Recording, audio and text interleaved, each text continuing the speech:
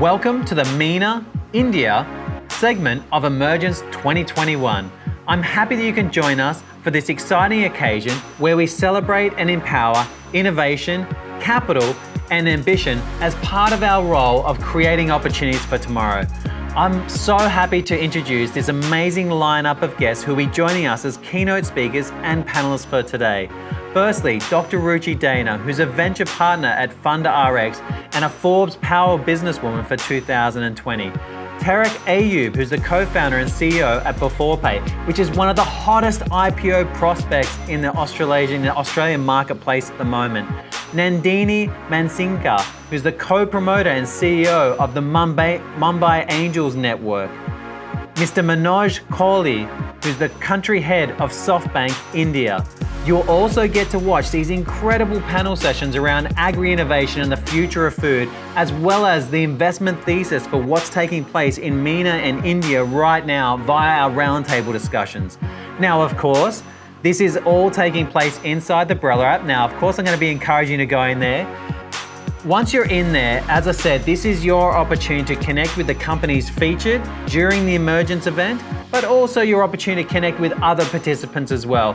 Enjoy the next session. Our next keynote speaker is Dr. Ruchi Dana, who's a venture partner at FundRx and is one of the most interesting speakers we've had to date. She'll be discussing the topic of personalized healthcare, genomics, and the importance on future healthcare trends over the next 5 to 10 years. Hi, I'm Dr. Ruchi Dana. I'm a medical doctor and a Stanford MBA. I'm currently in Dubai. I represent Dana Family Office, through which we make investments mainly into the healthcare sector, but we're also looking at other investments mainly into like pre-IPO deals, opportunistic funds, and some of the micro VCs as well. Today, I'm really excited to be here. Thank you so much, Wholesale Investor, for giving me this opportunity to be here to give this keynote. I would talk mainly about the healthcare sector and how it has been affected during the times of COVID-19. I would stress a little bit on personalized medicine and genetics because that's one of my favorite topics, and we've made a lot of investments in these sectors. But apart from that, if you look at like just in general how the healthcare sector has evolved during COVID-19, it has made a huge shift in terms of like getting into AI, getting into like the new technologies. Telehealth has taken up in a very big way. So most of these technologies were still around before COVID-19, but it's just because of COVID-19 that things have certainly accelerated into like getting into the new domain and getting into the adoption by doctors and consumers at the same time.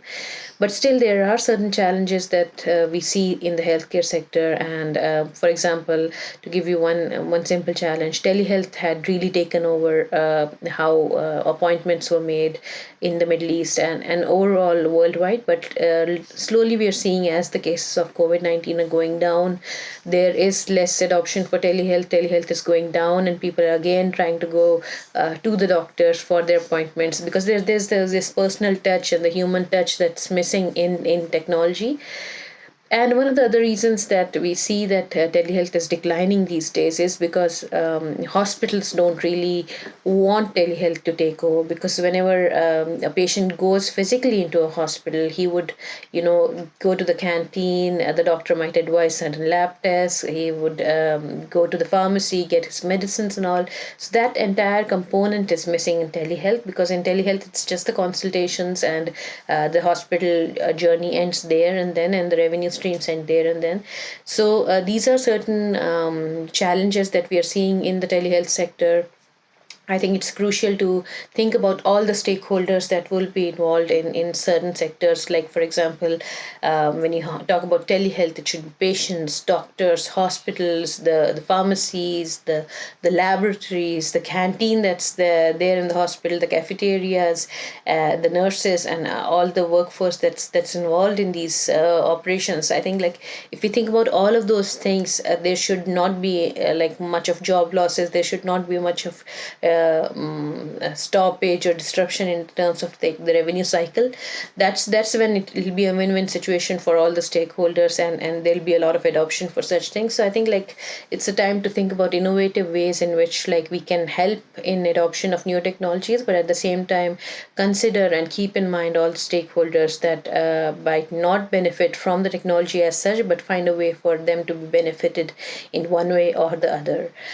So when we think about genomics and personalized medicine, that again has taken up in a huge way.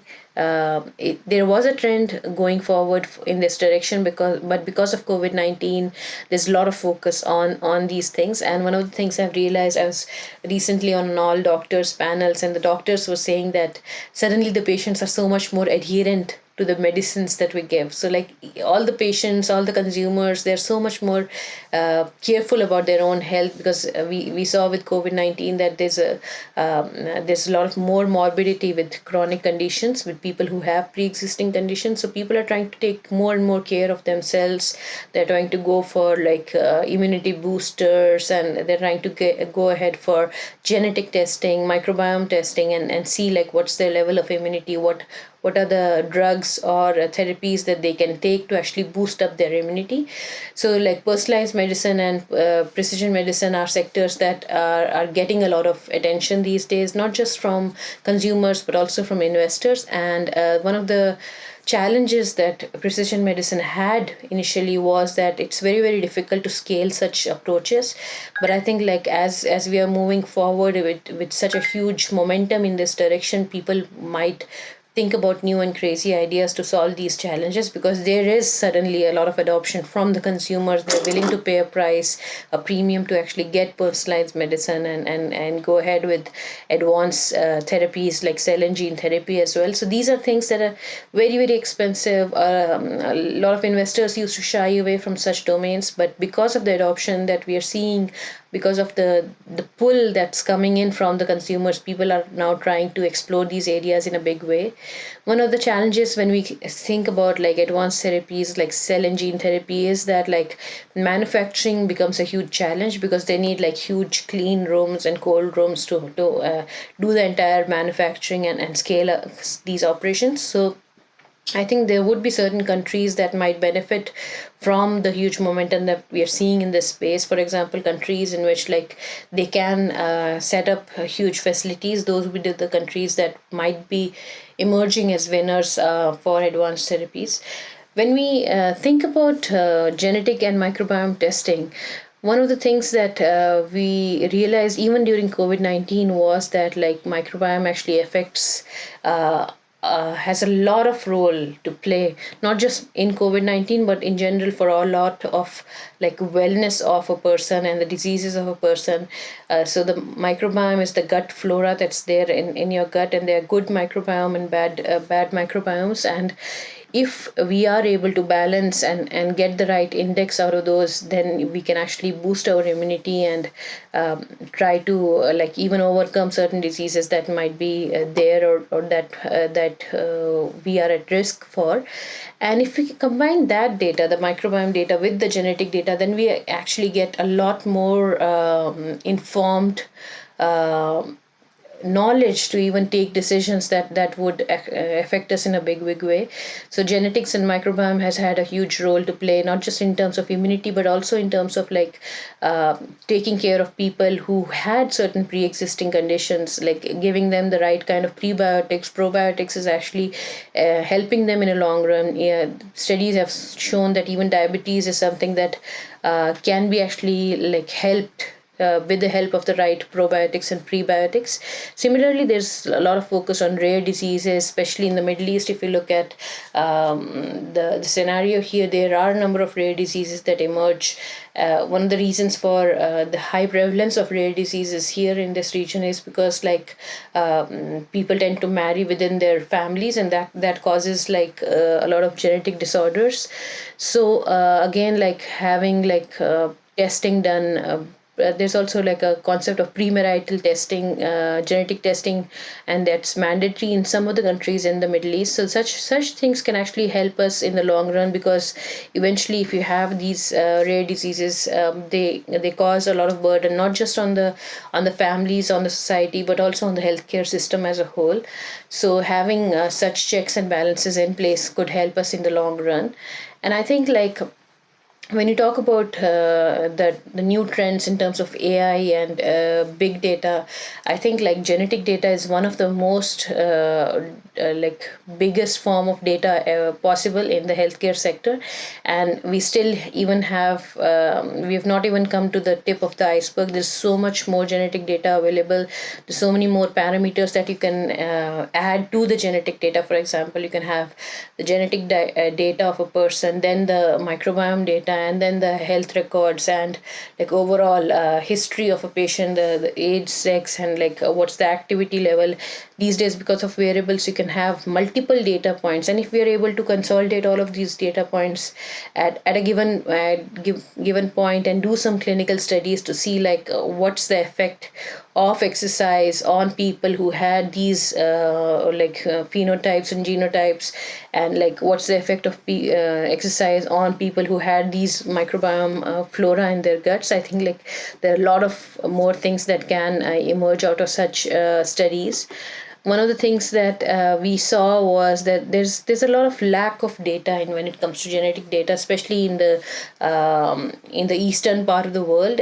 So like in the West, you see that there are companies that actually do your heritage testing, your genetic testing, but like in the eastern part of the world, there are not many companies that do that, because there's not enough data to actually give out any useful information to the consumers. So like the companies are still trying to figure out like how do we attract the end customers to actually so that they can actually pull up the data and utilize that data, not just for clinical studies, but also for like giving out the general information about the heritage, and even helping out later on in terms of like useful clinical studies and useful drug repurposing and repositioning. One of the other things that AI has helped quite a lot in is medical imaging. And medical imaging could be radiology, pathology, any form of diagnostic utilization in which like there are a lot of images, and the AI can actually compare the images and come up with a diagnosis or a prognosis of a disease. So these things have been around for a long period of time, but the adoption hadn't been too much. But these days we see like as there's like the concept of telehealth, and people are doing remote patient monitoring, and like even for second opinions, the doctors are trying to like just send the digital images through to other doctors. So I think there would be a huge trend coming forward in terms of like utilizing the image data for a proper AI diagnosis. We also saw that one of the uses of AI could be in the overall workflow management of a hospital. So like when there were certain lean times when telehealth was taking over, and there are a lot of like hospital beds that were over occupied because of COVID-19, and then suddenly there was a dip in the utilization of hospitals. There were a number of software companies that were working on like overall utilization of hospital resources in a better way. So that's one component in which like I've seen a number of startups emerge. One other field in which we saw a number of startups emerge was remote patient monitoring. So when it comes to like variables and like generic data like blood pressure, blood sugar, and all, there is a lot of data available. But like because of COVID-19, that data was not getting transferred to the doctors. So these days there's a lot of focus on remote patient monitoring. So you can actually you don't even need to visit the doctor. You can have that all data collected within your devices, and then relayed it on to the doctor, and you can even get an alert if there's something wrong happening with the data. And also, I've seen a lot of focus on elderly care, and not just because of COVID-19, but even before that. So, like, there are a lot of AI-enabled devices, IoTs, that actually help in terms of like even predicting a fall of an elderly person, or like looking out for them and helping them out when they have a fall, or if somebody. There are also AI detection devices that can actually detect if a person did not get up from his seat for a long period of time, or did not get up from the bed for a long period of time. So I think these are meaningful uses of AI in the healthcare sector, and I cannot wait enough to see like what the future would hold. AI is also used in terms of like drug discovery and drug repurposing. I think like initially in the biotech field, it used to take a lot of time to actually come up with a new drug and do the clinical studies and all. But because of AI, the wells can actually be done with the help of machine learning. You can actually repurpose the drugs and even come up with new drugs with a much shorter time duration. So that's helping quite a lot. One new area that I recently saw for the use of AI was pathology. So when you talk about pathology, like the slides that pathologists use to diagnose diseases, those slides, even after use, can be stored and are usually stored in places in the medical records, and also like later on with that historical data, you can actually run a number of studies. So this is one new use of AI that I've seen recently, that people are using, clinics are using old pathology slides to actually come up with data and clinical studies. So that's like it has been a huge help for clinical research organizations, and I've seen a few startups work on that aspect, because again it's image data that's there, and you already know the what happened to the patient later on. So instead of like spending a lot of time prospecting about how a patient turnout might happen, you can actually look at the previous data and see what the patient is doing these days, and then you can even take it forward to the next like 5 years or so. So I think these are the main factors we saw in the digital health sector. Apart from that, in medical devices, there's a lot of innovation happening. There's a lot of focus on robotics. So robotic surgery has been around for more than 25 years now, but like the cost of these robots is so huge. So these days there is some sort of innovation happening to develop low cost robotic surgery solutions, not just for the operation theaters, but also for like manufacturing of medical devices, lenses, and things in which you need a really sterile environment. Robots can actually do quite a lot. And even in the operation theater, robots can help quite a lot, because like the chances of like infections reduces. You don't require so much manpower in the operation theater once you have like a robot to assess the surgeon during the surgery. So I think like that's again a sector that looks promising. And apart from that, there are a number of medical devices that are developed by 3D printing, that are again like sterile and can actually help in the long term. I think COVID-19 was a wake up call, not just for the patients, for the consumers, but even for the doctors. And we have realized how nimble the entire environment is, and how much we should actually have a backup for things, for example, for resources or ventilators or beds. And also, I think like robotic surgery could help quite a lot in terms of having a proper utilization of these resources, freeing up resources, freeing up nurses, doctors who can actually help out in for the more needy patients in the time of COVID-19.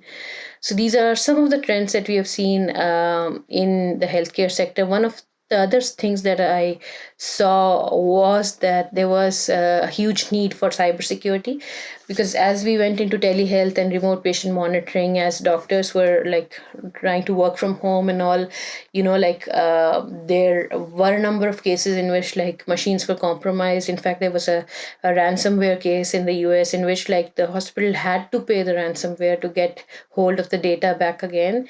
So there would be some sectors in the cybersecurity space, in the healthcare cybersecurity space, that might emerge as winners in the near term, because there has been a sudden like so many ransomware attempts that have happened, not just in the healthcare but other sectors as well. But healthcare is something that's very private. You cannot like let the data go, and having secure data and the right steps in place could actually help companies in long term. So there is a need for good cybersecurity startups in the healthcare sector.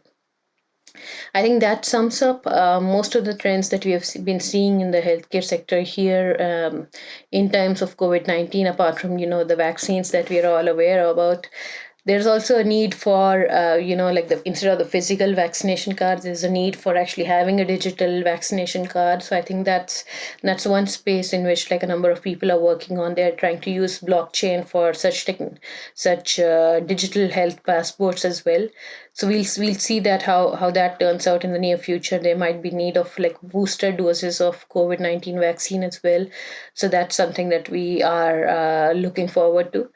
I think that sums up most of my observations in the healthcare sector, and I'm really excited to be here. Thank you so much, Wholesale Investor, and thank you, Emergence, for calling me out, for giving me this opportunity to give this wonderful keynote. I'm really excited to be here, and I am here to answer any questions that you might have. Thank you. Presenting now is Hayley Saddington, who is launching her second medtech startup, Peak Medical, which has transferable core technology allowing them to quickly build out new products that meet current demands and trends in healthcare, and also contribute to a reduction in COVID-19 transmission. Welcome to Peak Medical. My name's Hayley Saddington. I'm the founder of Peak Med. We're very excited to be bringing you this opportunity. As a young global leader with the World Economic Forum, my interest in impacting people in healthcare is number one. We've exited our first technology company, which sold into 23 different countries over 9 years, and this is our next venture we look forward to having you aboard on. Peak Medical is all about getting affordable healthcare solutions to people, changing the access points, and we're doing that through our technology. 70% of people around the globe cannot afford healthcare. So that's something we want to change. People can't get into the hospitals and the clinics, maybe because they don't have a car or simply because they're too far away. They also cannot afford the physiotherapist, the access to the surgeon, and that's, again, something we want to change. We believe we can do that through technology by implementing key technology at home that people can access without going anywhere, that gives them optimal recovery. So we're really changing the healthcare equality piece through our tech. We have a large market opportunity through osteoarthritis, occupational injuries, which we'll tackle down the track. But for now, it's all about total knee replacements. And we've chosen that segment because as a robotics specialist in orthopedic surgery as myself, it's my network, it's exactly what I know, and it's a large enough segment to be starting in. We're going to be looking after total knee replacement patients with our technology in both Australia and India. There's a key to get to market, and we've done this successfully in the past. We've got key trial partners in place ready to do their trials with the prototype. We then place that into the regulatory approval consultancy, which we're using Brandwood for here in Sydney. We've got early adopters and surgeons on board, so they become the people who use it, guide the final decisions to make sure it's ready to use. We've signed up to get it to market through a global distributor, and that's already in place. And we're going to employ this strategy between Australia and India. This is a sneak peek of our very first product for Peak Medical. It's a knee wearable that sits around, and you wear this just after you go home from your total knee surgery. And we know that affects around 1.5 million people every single year. The wearable sits around and it monitors exactly the same as a patient would interact and get the advice from the surgeon, the physiotherapist, and the nurse. It looks at the swelling, the wound, the infection, their entire range of motion. It'll guide them to move more or move less. It'll understand what motivates them, and it'll really inform surgeons as well what guides the optimal recovery. And this gives patients this is equal access to healthcare. If we can implement this through our technology at home, we know we're going to change healthcare impact. We are capturing much more data than the competitors, and that's important because we need to understand what the patient's doing before and after that small pocket of exercises that the competitors are recovering. We're employing the haptic sensors, which mimics the physiotherapy hand on the patient. Very unique areas to be looking at. We've got our key partners in place, and we start trials with them in March. Our team has great experience from artificial intelligence, cybersecurity, Penny Wong, who works with the Australian government, who's joined our team, to our advisory board, who are going to support us through, from Andy Gardner, who has the key financial aspect, into both our Indian and Australian markets. We are distributing with our distributors that I mentioned before, a signed partner who gets us straight into the NHS and also other hospitals throughout Greater Asia, including India and Australia as our key primary markets. We're distributing, as mentioned, and manufacturing with AMTZ India. They've got a great setup there. We have factory space ready to go, and some great incentives to be working there as well. We're currently looking for $500,000, which will match with a grant. We've been well supported in the past with Australian government grants.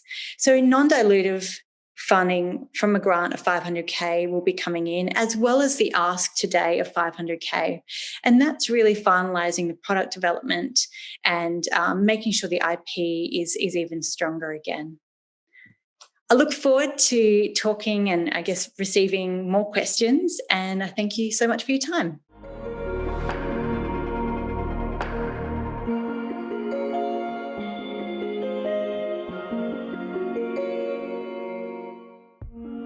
Our next keynote speaker today is Tarek Ayoub, who's the CEO and co-founder of one of the hottest IPO prospects for 2021, Beforepay. In the last 12 to 15 months, this company has seen incredible growth.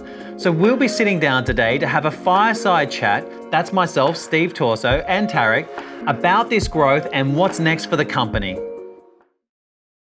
Thank you for the introduction. And obviously, as part of the Emergence 2021 series, I want to feature one of the most exciting companies in the Australian ecosystem at the moment. And as part of that, I'm obviously introducing the founder of that company, Beforepay, Mr. Tarek Ayoub. Welcome, Tarek. Hey, man. Welcome. Thank you. Thank you for having me. Mate, what a journey you've had over the last 15 months in that. You know, for me, obviously, the first time we come across each other was sort of October 2019. And at that stage, you're a seed idea. Yeah. And then since then, you've gone on to raise over $13 million. You've got some incredible investors on the roster. You're now in pre-IPO mode. It's obviously one hell of a story from a sort of start to going to pre-IPO. So just as a starting point, please tell us a little bit about Beforepay. Yeah, sure. So at Beforepay, we provide, I guess it's the name says it all, right? We provide people's pay, their wages, on demand before they get paid their wages from their employer. And we do this really to decrease their financial stress and any upcoming bills that they might have that they haven't planned for, really unforeseen bills and stuff like that. And just to provide context, like this is, now it's really interesting, as you said, in one of your meetings, you highlight that you only really allocate sort of $200 per transaction. Right. But give people some perspective. How many transactions have you done since you launched the company? More than 250,000 transactions, and we've given away nearly $40 million to since launching the company. Now, I saw you as a seed idea in October 2019. What date did you actually launch? We launched, when was it, Steve? It was October 2019, was it? Yes. Right. Gosh, that seems like a lifetime away. I think one day in Beforepay's life is like 3 weeks for like a normal company. So we tend to lose track of time here. We live in our own bubble. I think, so we launched our beta about, I believe, a month and a half later. So around mid-December, we launched our beta to the market. We had about 52 people, I believe, that joined us. We didn't want to go broad with it just because we needed to make sure that the app is stable. And then we went live, like public live, on Android, I believe, first. And that was in January 24, 2020. I think it's an incredible result to have 250,000 transactions in such a short period of time. What's that been like for you as a founder and CEO? Look, it's been great, right? Like when you as a founder, a lot of the times you're kind of, how can I say this? You're swimming against the current. So a lot of individuals that you speak to probably won't understand your vision, right, at the beginning, and they may not understand what you're trying to do until the flower flourishes just a little bit, right? And I think my job as founder has changed throughout my journey, my very, very speedy journey. It's just changed a lot. At the beginning, we had about 4 of us that built it. And then we went from that to about, 6 people to 15 to 20. Now we're at like 26 people. In the matter of like no time, right? Like it took us like probably, 7 months, I would say, to actually operationalize and do all of that. It's kind of like we were at war and we were planning for it to attack. That's what it kind of felt like sometimes. And just to give you a little bit more context, in January when we launched, it blew up. We had like 20,000 downloads on the first week. We didn't actually have that much money to provide people with their pay advance. So we were very, very selective in who we bring in. And we, shortly after that, COVID hit. And when COVID hit, we decided to put a halt on acquisition and just to stop acquiring customers. So we had maybe about 2,000, I would say, customers at that point when we stopped acquiring. And we basically had to how can I say this? The business was kind of like a dormant, right? Just stabilizing it, just to understand what's happening in COVID. And it was only until, the market started picking up, of course, and things started, becoming a little bit more normal and better than normal, I would say. And at that point around August, beginning of August, we put the pedal to the metal again. So actually all of these numbers that I'm telling you about, they are actually a product of beginning from August, not really beginning from January, just to give a little bit more context. I find it amazing that in that time frame, you've obviously not only raised $13 million, you mentioned that you've now got nearly a team of 20 million. Wow. Yeah. And obviously the share and, the share you brought on some incredible shareholders, you've received incredible amounts of media attention. So if you've done that all since August, that's a lot of pressure in a very small time period for a founder to go through, but I'm sure it's an exciting one as well. Yeah, absolutely. Absolutely. I had a great team around me. I had a great team and hired some good people. And I had great advisors as well around me. It wasn't all me, At some point in time, I think I think one of the biggest learnings in this journey, Steve, was I think at the beginning of startup inception, shall I say, I guess you go through like a period of everything is like riding on the founder. But then when you know that it's becoming successful, is actually really when your bus factor actually diminishes. And I know it's somewhat sad, but that's when you know that your kid is growing up, because they don't really need you to hold their hand as much, right? And that's kind of like a company. That's what a startup is. At the beginning, if you have a lot of processes to weigh you down, you're going to collapse. You need to be agile. You need to be fluid and move with the market, right? But then as you grow up, as the company grows up, you get more customers. You become more diligent and prudent with certain things. Risk increases, of course, which means that you need to add a little bit more processes. At that point, what you're doing is you're corporatizing your little baby, right? And at that point, the need for the founder figure, shall I say, right? The founder figure diminishes with it. That's when you know that it's succeeding. And what's been interesting for me to observe, right, as I feel like you've stumbled on two different types of trends, but I'll sort of clarify that for you, sort of for your numbers. What is your main demographic that are taking advantage of your service? Millennials. So about 85% of our customers are millennials, aged between 18 to 30. Interesting. Because looking at those sort of demographic trends, obviously you were clever enough to leverage off the right. And I've watched you transfer your name from check to Beforepay very cleverly, and noting that Afterpay has obviously been an incredible success story in the Australian ecosystem. But you are sort of taking advantage, taking great opportunity from that desire for millennials to have instant access to whether it be cash or things that they desire. And also that sort of, whilst it's not technically a buy now, pay later, it does leverage that trend because it does give people access to cash early. Absolutely. I think that, just to give you a bit of a view of how I think of I guess, credit distribution in general, and how it's going to change in our lifetime. I'm sure of it, Steve, that it will change in my lifetime. I guess the way I look at it is twofold.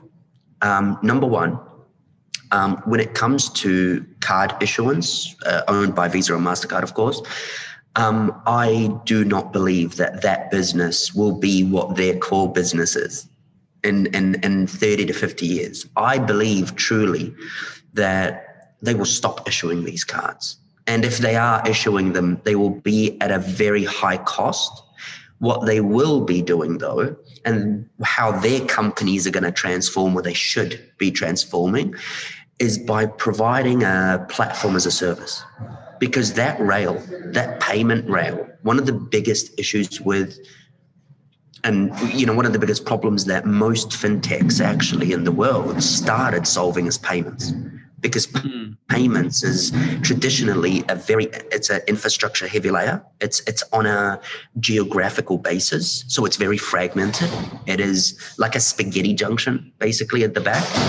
And it's very inefficient. Now, I can tell you this right now, the most efficient payments rail in the world is the credit rail. It's the rail that Visa and MasterCard operate on.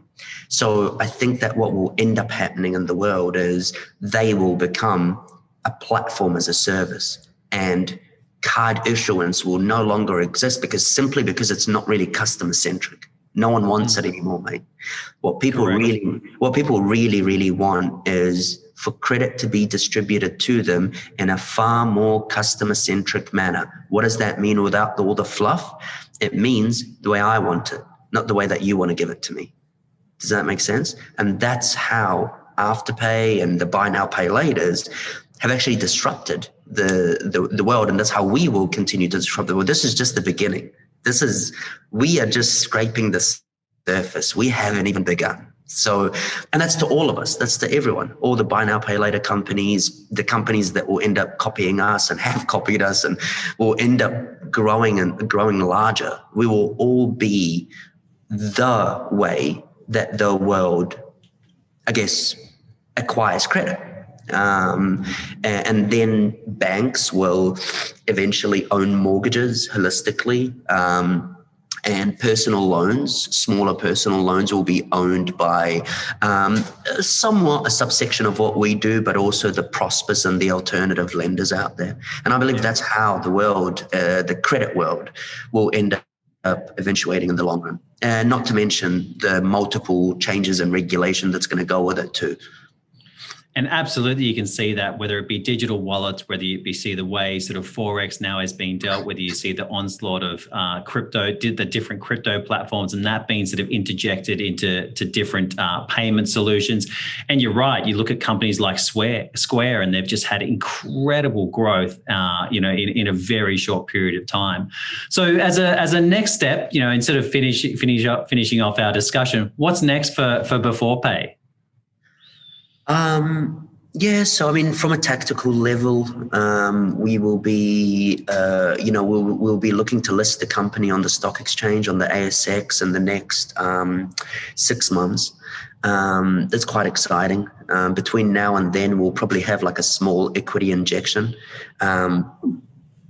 We look to grow our user base, of course. Just to give you a few numbers, or anybody who's watching, just a little bit of context of like how much we've grown. So we've gone from 2,000 customers to more than 60,000 customers in the last 6 months.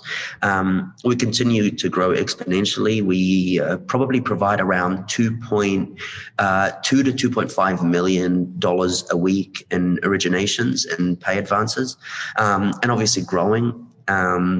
And we probably, we're forecasted to give away more than $100 million. So I guess we really, really want to continue our growth. And we want to continue to educate the market as well, because this is a brand new service, So we really want to get the market understanding what we do, and consumers as well. A lot of people still don't know what Beforepay does. So, well, I have to tell you, I actually use you as an example in workshops, because it's interesting to see the difference in notoriety or brand power that you've had since you changed your name from Check to Beforepay. Because a lot of people don't know who Check is. A lot of people knew who Beforepay is, and it's incredible the difference a name makes. And hats off to you and your team for that decision. One other sort of final question is just curious. Obviously, you're sort of bedding down your sort of operations in Australia and managing that growth. Mm-hmm. Have you looked at sort of international markets as well? Absolutely. We're definitely looking into international markets. We're a very aggressive team.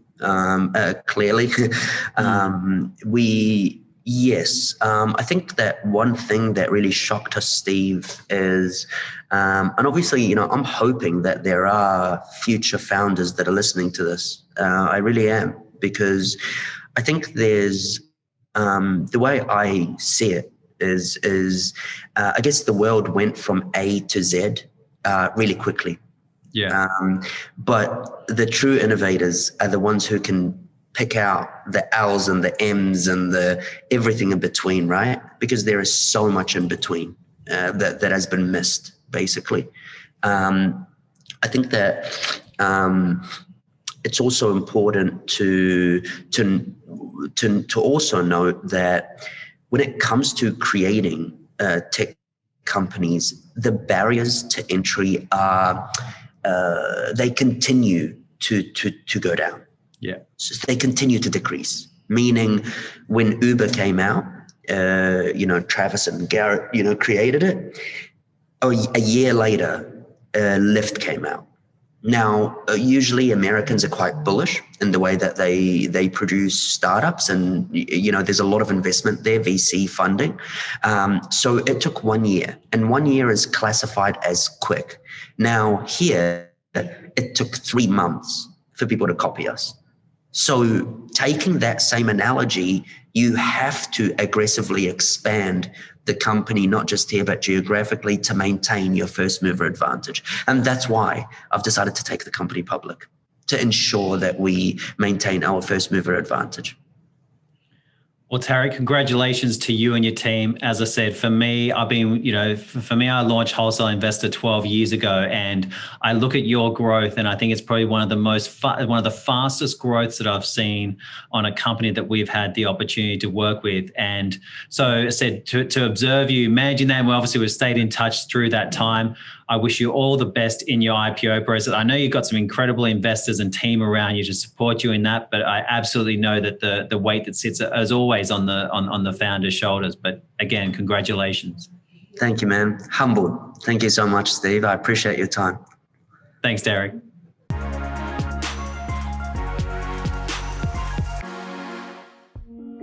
Nandini has over 20 years of experience across investment banking, media, and education industries, and now leads the largest angel network in India. Greetings, namaskar to all of you in India tuning in for this amazing global virtual showcase, Emergence 2021, which we are bringing together not only from Australia, but across the world. Thanks for tuning in.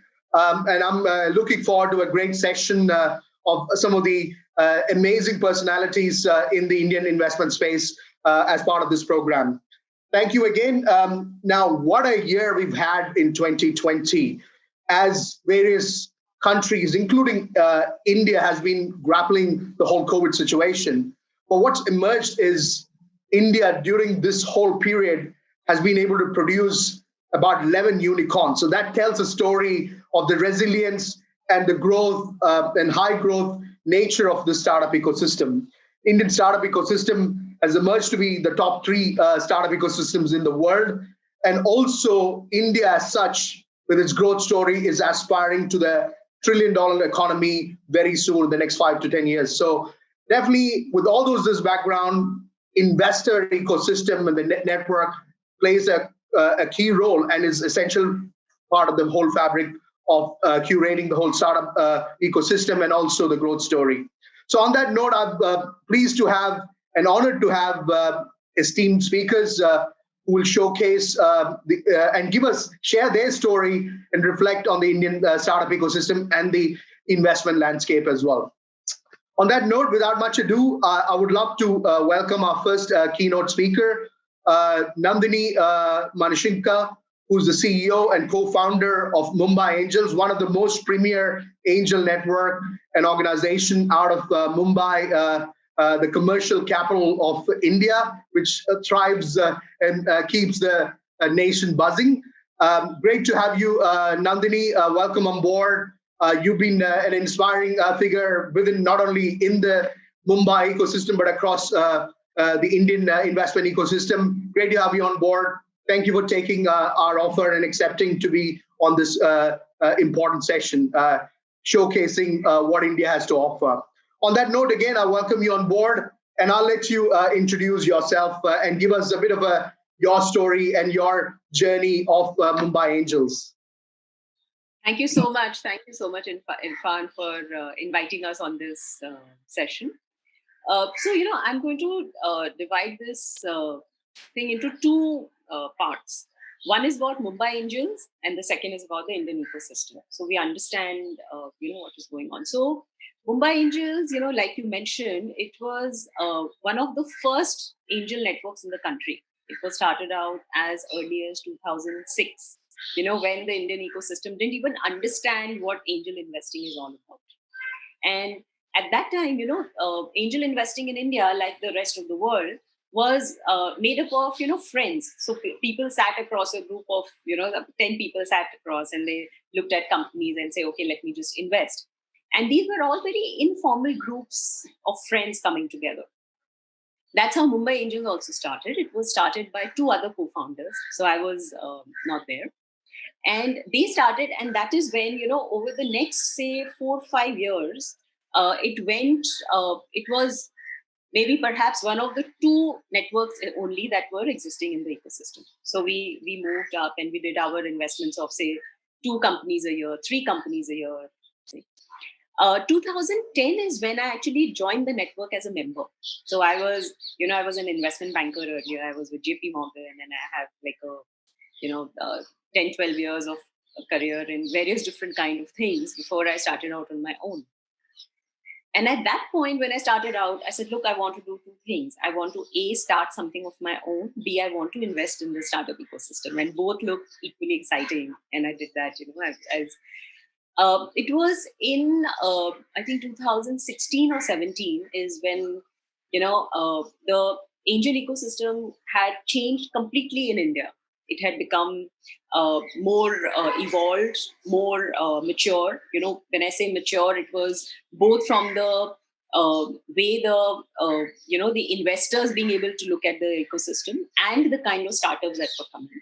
Also, the just the sheer velocity of innovation had grown up, a lot more.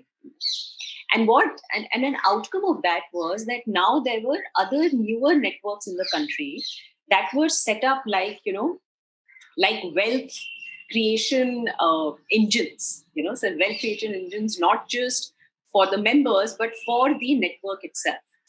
And that is when, I came on board as the third co-founder and CEO and the operating partner in 2017.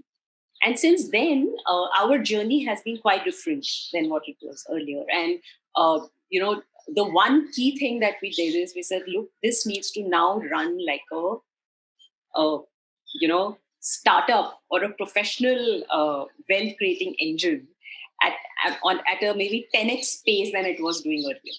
Yeah, so that's the journey that we've had since 2017 till now.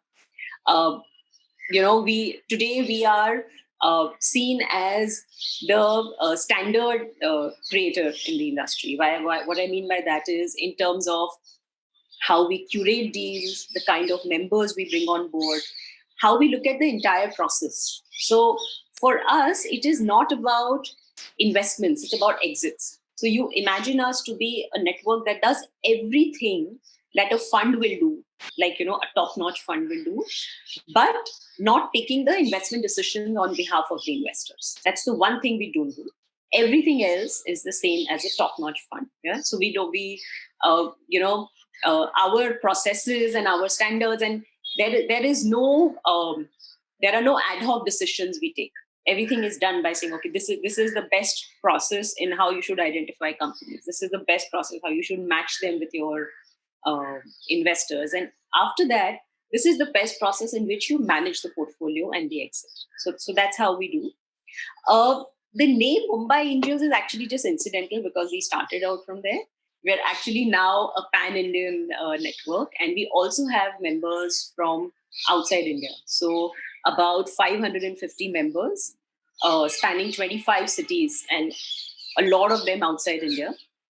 That's the member side of it, and that mix is a mix of people who are wanting to cut smaller checks, people who are wanting to cut individuals trying to cut larger checks, corporates, family offices, funds.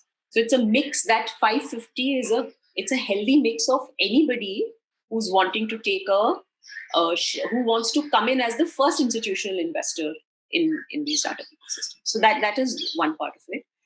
In terms of the startup ecosystem, and I think that's when we move to the next thing. Today, we as a network see about 8,000 to 9,000 startups a year. So, and I would think that if we are seeing about 8 to 9,000, overall, there must be at least, say, 12 to 13,000 minimum startups who are looking for funding at any given point of time in the Indian economy. So that's the kind of number that you look at. We filter this pipe to the companies that are actually showcased to our members to saying, listen, we think first level, this looks, our first level due diligence has been done. That goes down to 2 to 3% of the funnel. So of the 8,000, you would showcase only about, say, 120, 150 companies to our network. And then, of course, it is we call it what is called the wisdom of the crowd.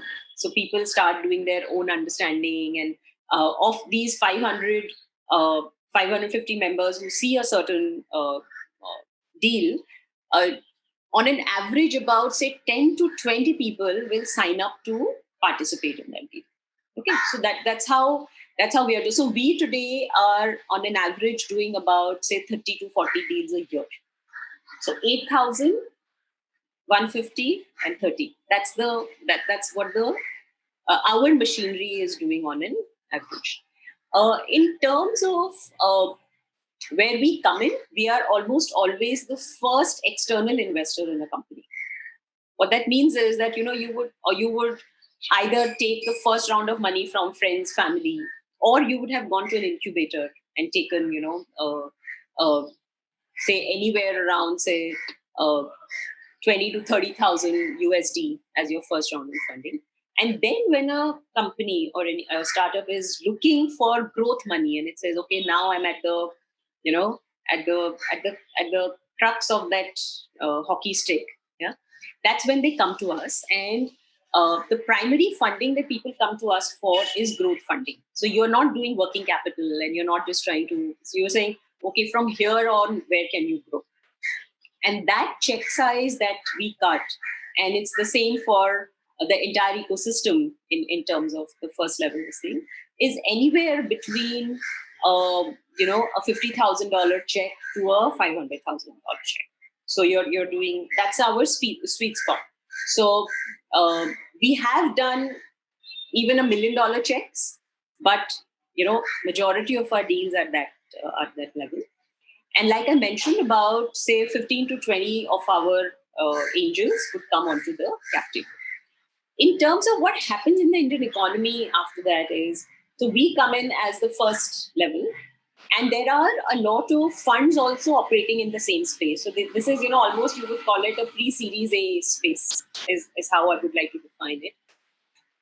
So a lot of funds are also operating in the same space. There are lots of other networks also operating. And when I say networks, there could be, even today, there are these small groups of people who are looking at deals similar as ours.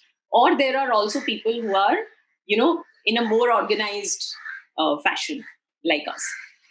After somebody does this investment, and this investment would last anywhere between say 12 to 18 months, depending on what sector you are in, and what is the requirement for your funding. Then a Series A will happen, which will be anywhere between, I would say, 2 to 5 million. That's the number that you're looking at the Series A. That money will again last you, say, for about 2 years. Then the Series B would happen, Series C, and so on and so forth. And what's happening, what we're seeing now is that, in the ecosystem, there are players like us who are focused solely on the pre-Series A space. And then there are vertical players, and they will almost always be funds or family offices who like to play across the rounds. So there would be funds which are saying, oh, we are primarily a Series C, but you know what? We now also want to get into these companies earlier and earlier, because what you're finding is that it's a thing of saying you have to catch them early, because that is the time when you're not actually getting into this race almost to fund companies without due diligence. So that is the time, because that's the time when the founder actually needs the money and they're still trying to figure the ideas out. So you mentioned that there were last year there were 11 unicorns that the Indian economy is. My sense is that almost all such unicorns that will come up over the next, say, 5, 10, 15 years in the Indian economy, chances are that they would have got a check from our network or a similar network like ours, because that's the growth of what's going to happen. So as India becomes a 5 trillion economy, I think that's the estimate over, say, the next 9 to 10 years. That growth is not going to be driven only by large companies. It won't be. About, say, 40-50% of that will be driven by companies that don't even exist today. And so when you look at that, when you match these two data points, you suddenly see that, look, the only way that you can get into that story is not wait for the IPO, but if you have the risk appetite, you come in right when the first institutional funding is happening. Yeah, so it's just that just to kick off our discussion, and I'm happy to take on. I think great insights shared, and in fact, you also touched on some of those dynamics that are in play currently with the investors in the early stage. So on that note, let me just look at obviously Australia and globally. Early stages funding has been always a challenge. And a lot of startups have experienced that inertia of taking off and getting the right outcome. What are the challenges that you see currently with investors to embrace early stage investment, and what are the opportunities being presented? Of course, the whole economy growing is obviously a positive thing, but what are the challenges that you see in the early stage investment in India? And also what are the opportunities that you see for early stage investors to come on board? Absolutely. So see, the challenge that the startup funding ecosystem faces, in my view, is the same across the globe. It's a function of investors not having the risk appetite to be able to come in that early, right? So what we see there are two types of investors. One is the investor who doesn't have the money but has the risk appetite. So they're very excited because they are clued in, and they keep reading about the startup ecosystem thing, and they would have the appetite to maybe, I don't know, invest $100,000 a year, okay? But that's not going to move the needle. So that is the problem that you see across the globe, because the ratio of the money that is there in the economy versus what comes into the startup ecosystem, and I actually and that is why at times I don't even like to call it startup ecosystem, because then it creates a distinction between what you're creating and a larger company. It's not. What we have to understand is that all large companies were at some point a startup, right? So what needs to be done, and that's what we are trying to do it in our way, and I think that's what drives the startup investment ecosystem across the globe, is to try and sit with larger investors, larger portfolio investors, and tell them that, look, you need to deploy a certain percentage of your portfolio into companies when they are just two people companies, they're new ventures. And then you bring them up, and that can be in low single digits. So it doesn't matter. So, the thing that I'm trying to say is that if you had, like, say, $100 million portfolio, if you deploy a $5 million, it's not going to undue skew what your overall returns are, but it is going to do a lot to your future value creation. Right? So that's the challenge that, and in India also we face the same thing. What has started happening in a very nice way in India is that you have started two trends we see, actually three trends. One is this whole trend of family offices getting interested. So what could happen is that maybe a large corporate is not getting interested, but the CEO of that or the promoter of that will say, okay, I have a family fund and I have a family investable portfolio. They have started taking risks at the startup as a startup level. That has actually started putting in a lot of money into the ecosystem. The second trend that we see is that larger corporates have started getting interested. So that is, so if you are in a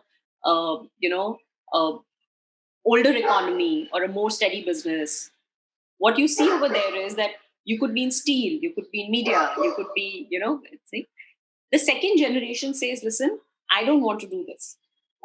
I want to be a part of the new India story. Give me some money and I'm going to go and deploy it. So you have now a lot of second, third generation entrepreneurs who are taking this route into this thing.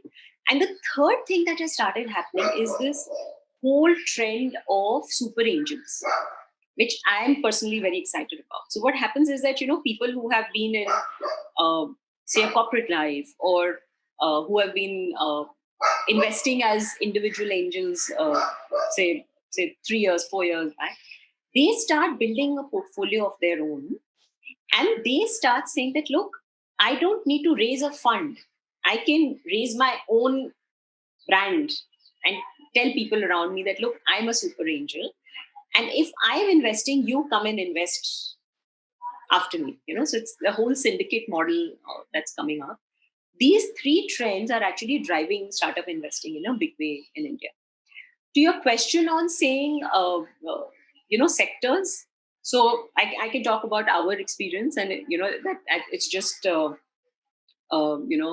it's a sample of what is happening in the larger thing. So we are a sector agnostic platform, because our job is to keep showing potential opportunities to our investors, and we don't always show only those opportunities which would be funded in the next round by a VC.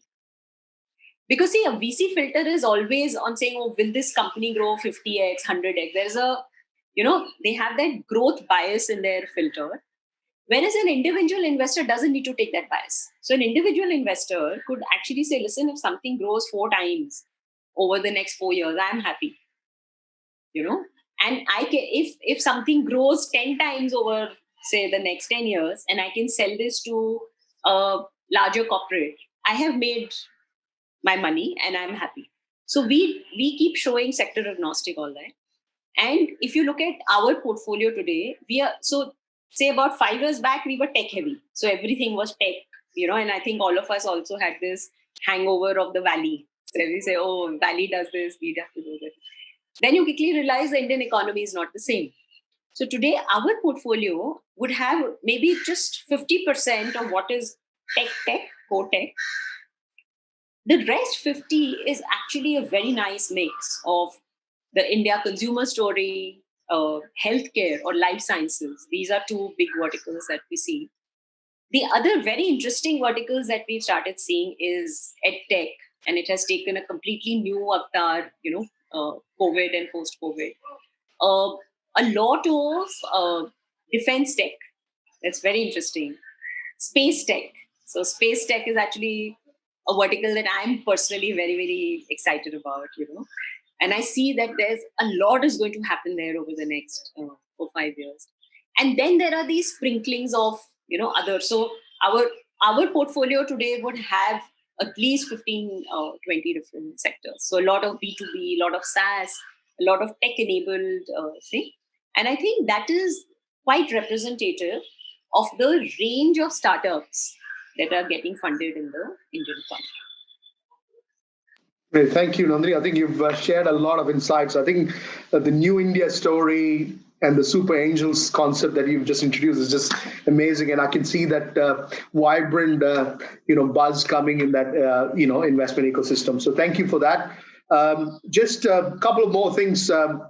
If you can reflect on some of the success stories and learnings from last year, and then looking ahead in the post-COVID landscape, the state of play. Yeah, absolutely. So, when COVID hit us, we, like all other companies, we were scared. We were like, okay, now, this is a whole new, landscape, and none of us know how to navigate it. You would be surprised to know that last year was our best ever for the network. Yeah. And it was from all aspects. So we signed on more members last year than we've ever done, with a wider range of cities and countries than we ever did. We saw more startups getting funded on our platform than we've done earlier. We also managed to do one of the highest ever single company investment of $1 million.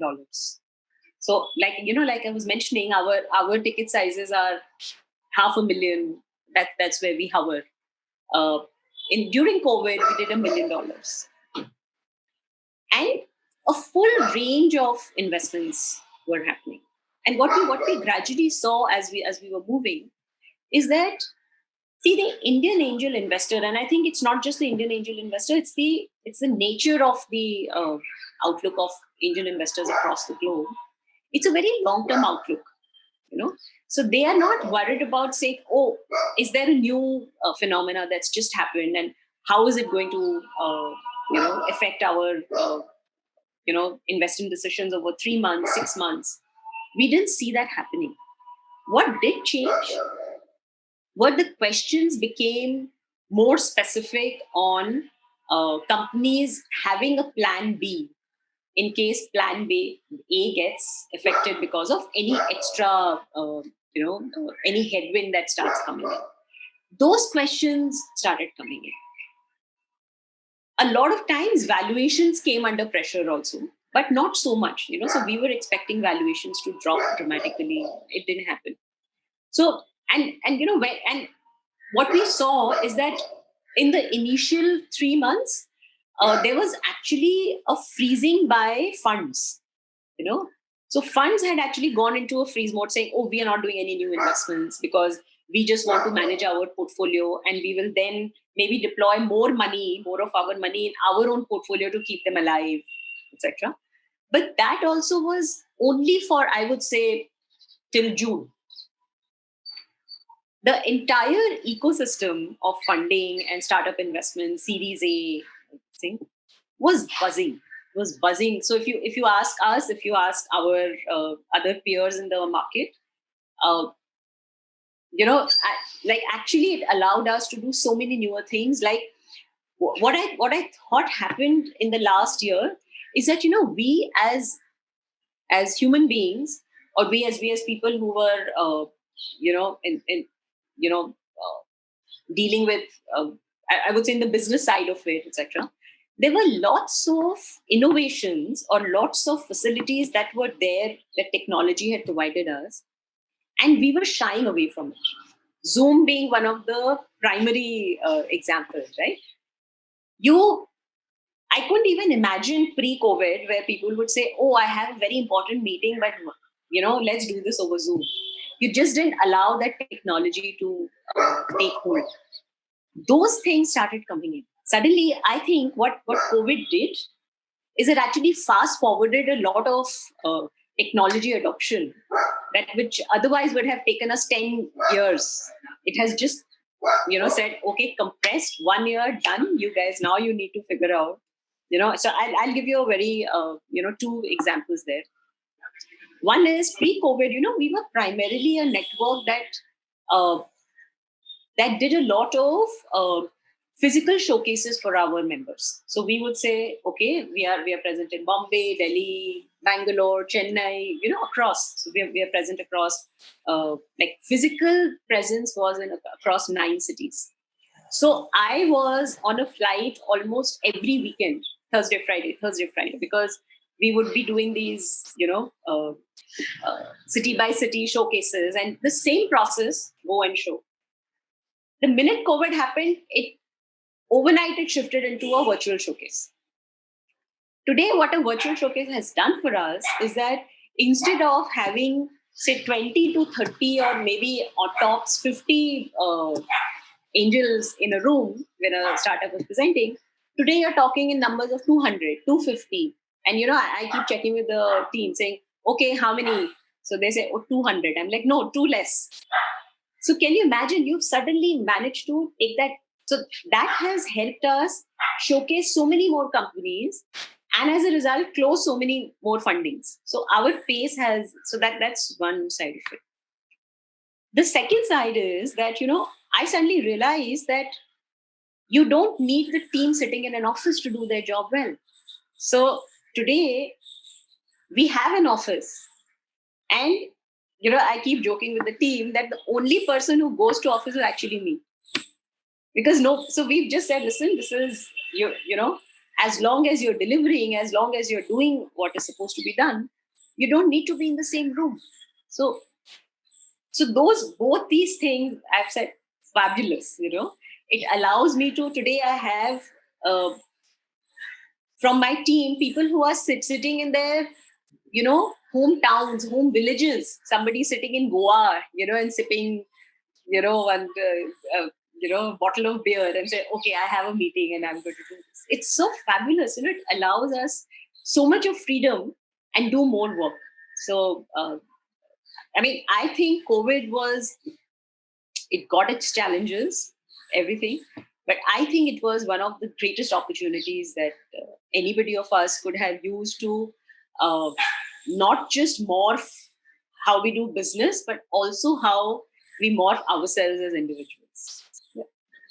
Great insights there you shared. I think it resonates well. In fact, we've also been on a virtual showcase. Quite a bit of activations have happened here, and even at Wholesale Investors as well. So it's been a phenomenal story, and to see that resonate there as well, it's exceptional. Thank you for sharing those insights. Last, to kind of wrap up the session, what is your advice to startup founders in terms of cap raise and early stage investments? What is your advice based on all your experience and dealing with investors as well as startup ecosystem as well? So I think, this will come very strangely from somebody who's in the investment ecosystem. I think a startup should not raise money till they actually need to. I think just because money is more easily available, building a business has not become easier. What has just happened is that the money supply has become easier. So that is one part of it. Whenever a startup is looking to raise money, they need to be very clear. Why are they wanting to raise the money? Who do they want sitting on the table across? Who has given the money? Because I hear this so often from startup founders. They say, "Listen, we want money from somebody who is not going to ask me questions." I'm like, that investor doesn't exist. So you need to be very clear on why you want to raise money. And the third is, you need to convince your customer first before you want to convince the investor. I think all these three things, if you will keep in mind, you will be able to, fine tune your timing of investor search and the amount that you're wanting to raise. There are a couple of other things. One is that we see this quite often happening in our ecosystem. Is that startup founders, they are doing something on the side and they've built something and they don't want to be fully committed to the company. And then they are wanting to raise money from the investor and saying, listen, you have to trust us and trust the vision. It won't happen. You have to be fully committed before that is happening. While it is not a formula, and I think there'll be always a lot of companies that will disprove what I'm saying. A two-founder company works better than a single founder. And why is that? And that needs to work better when there are complementary skills of what you're doing. It actually helps a lot when you are fundraising, because what we need to understand, what all founders need to understand, is that fundraising is an extremely bandwidth consuming activity. It is not something you do on the side. So when first the day you decide saying, look, I need to raise money, from the time that and then the money comes into the bank, you have gone through a whole different process, more intensive than you had ever imagined. So, I think it's no different from a sales process where you will talk to 100 people and, the success ratio is maybe 2%. So you need to be ready for going that whole hog of saying, I need to talk to 100 people and 2 will say yes, and that funding will happen. Even post. So if we look at our portfolio, so our portfolio today is about 160 companies, and because we have the hindsight, and if we have the data and the analytics of all these over the last, say, 14, 15 companies, a lot of insights come out into what makes a successful company and exit. One of the key things that we see is where a founder understands the importance of keeping his investors informed at every stage. So a lot of times what happens is founders start getting little worried about difficult questions, or they're not being able to. I think that needs to be a mindset. So if you need to be a successful entrepreneur who wants to raise money from investors and not just angel, but Series A, Series B, etc., you have to become investor friendly. You need to start understanding the investor lingo. You need to be able to go back to them. Good news, bad news, go out there. Investor relations is one of the key takeaways on what makes a good company versus what's yeah. So I mean, these are of course. I think I'm quite humbled, to be honest, Nandini. What you've shared is something which is relevant and very much practically applicable for startup founders at any stage. They need to be aware, and definitely some of the things that you shared are very, very powerful. That definitely any startup founder should take it on board. And I mean the investor engagement, ongoing engagement, the communication, and being transparent as well. That's all very critical for the longer term success. So great things. And also I must recognize the co-founder design as well, which is very imperative and very important to bring that diverse skills. And also on top, we are very focused on bringing women entrepreneurs and co-founders as well. And that mix as well is quite powerful. And as you go through various stages and various processes, including investment raise or market scaling, it's all important to have the right mix of co-founders. So it's very powerful what you shared as well. Thank you again, Nandini. I can go and talk on. In fact, this has just inspired me that I want to have a longer term fireside chat session with you. It's just been a great resonance there on what shared vision and values we have. Thank you again, and thanks for taking time and being part of this Emergence 2021 showcase. Namaskar. Thank you again. Appreciate it. Thank you. We are now about to hear the invaluable insights from our Agri Innovation and Future of Food panel session. This session will cover topics such as what are the challenges being faced by ag tech today? What is the impact of diseases on crop? The ever-increasing population boom and the future of disruptive food technologies. Our panelists for this session include Tim Neal, who's the founder of Data Farming, David Smith, who's the CEO at Serastag, Ethy Levy, who's the fund manager at Kinneret Impact Ventures, Ralph Gratian, who's the Senior Director in Food and Consumer at Biomedical Research Council, and it's moderated by Michael Mussolino, who's the Director of AgTech at BDO. Enjoy the session. Good afternoon, everybody. Welcome to the Wholesale Investor Emergence 2021 panel on agri-food innovation. My name is Michael Macalino. I'm an Associate Director at BDO here in Australia, where I head up the ag tech innovation side of the business. With me today, I have my fellow panelists from Israel. We have Etty Levy. We have David from David Smith from Serastag. We have Tim Neal from Data Farming. And we also have Ralph, who I believe is over in Singapore. So to kick off, what I'm going to do is just hand over to each of the panelists and ask them to briefly introduce themselves, and then we'll get into a bit of a conversation about investment in food and ag tech. So Etty, I might hand over to you to kick us off. Sure, thank you. So nice to see everyone and great to be on this panel. So I'm Etty Levy, based in Israel, lived for several years in Australia.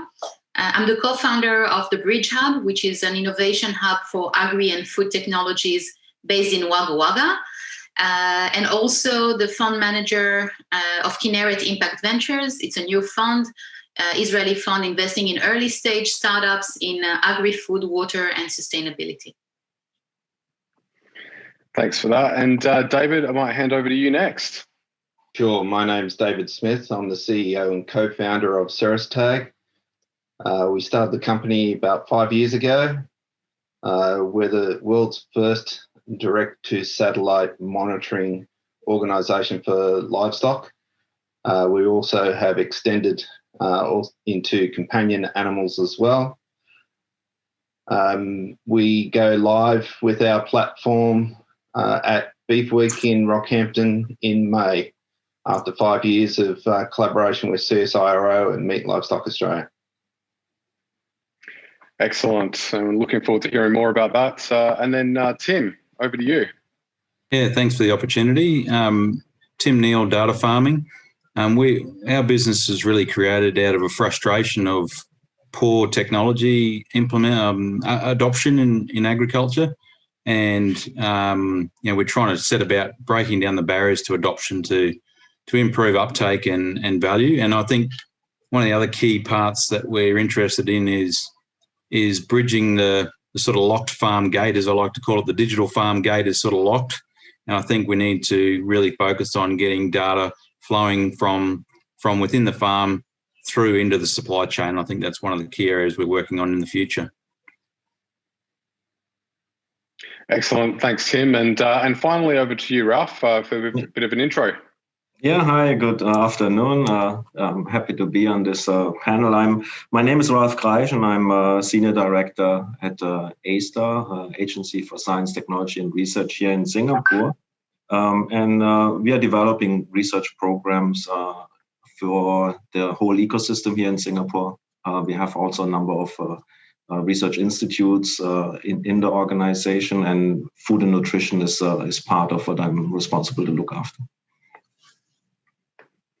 Excellent. Thank you, everybody. So to set the context for today's panel discussion, I think it's really important that we understand where agri-food tech is. And I think the audience would really appreciate to get a bit of perspective from each of you. We've got a diverse panel today of research and ecosystem builders and a couple of ag-tech founders as well. So I'm really keen to get an understanding of where everyone sees agri-food tech innovation over the next 5 years to help investors that are on the line to see where they may sit in terms of their investment thesis. So happy to sort of keep this fairly conversational, but I might throw over to you to start off with, Tim. Yeah, I think we sort of thought that the peak of ag tech excitement was reaching a peak last year, but luckily we were wrong, because there's just been an incredible interest in ag tech. And data farming has only been around 3 years, even though we've been in business for 20.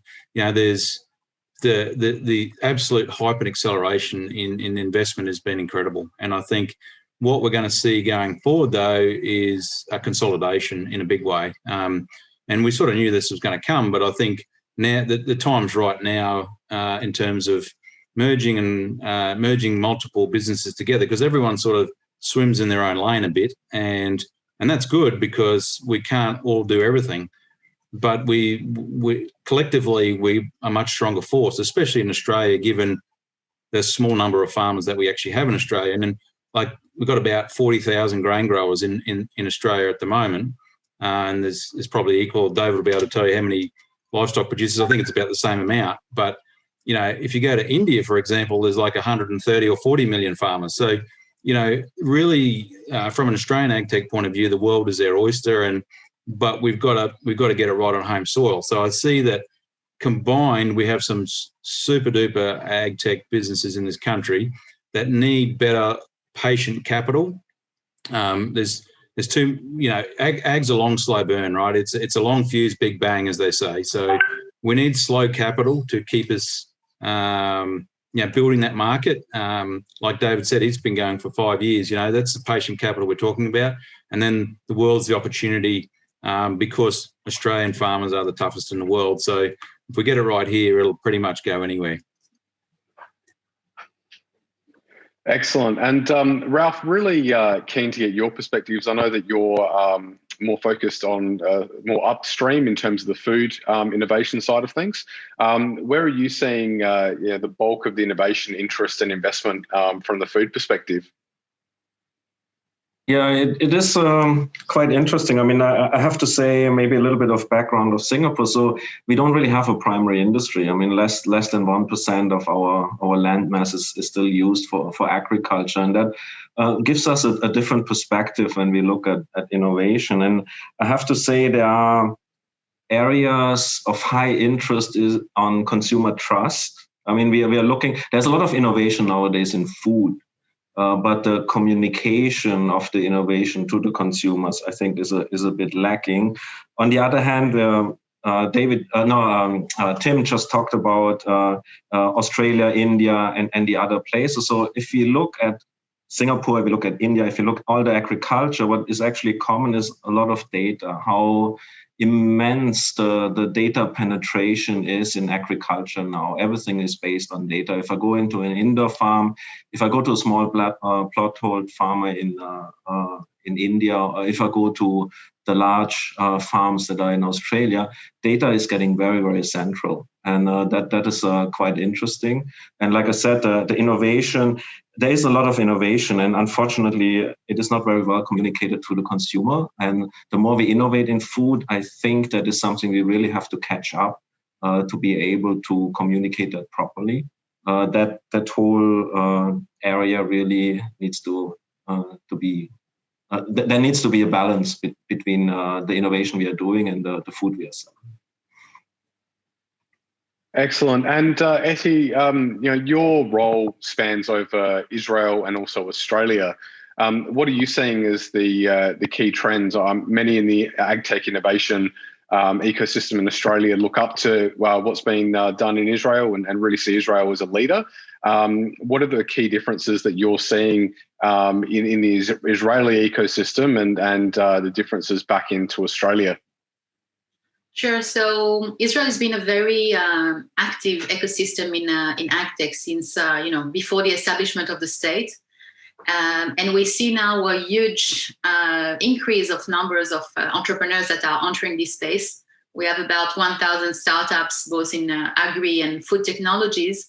And an interesting trend that we see in Israel is many second-time and third-time entrepreneurs that had successful companies in fintech or cyber technology or other area of technology are now shifting into agtech. So we are seeing very interesting solutions that are coming from very different angles. And you mentioned data, but really all those areas of technologies that are used in fintech and cyber and other spaces are now being brought into the agtech sector. And it's very exciting and very interesting.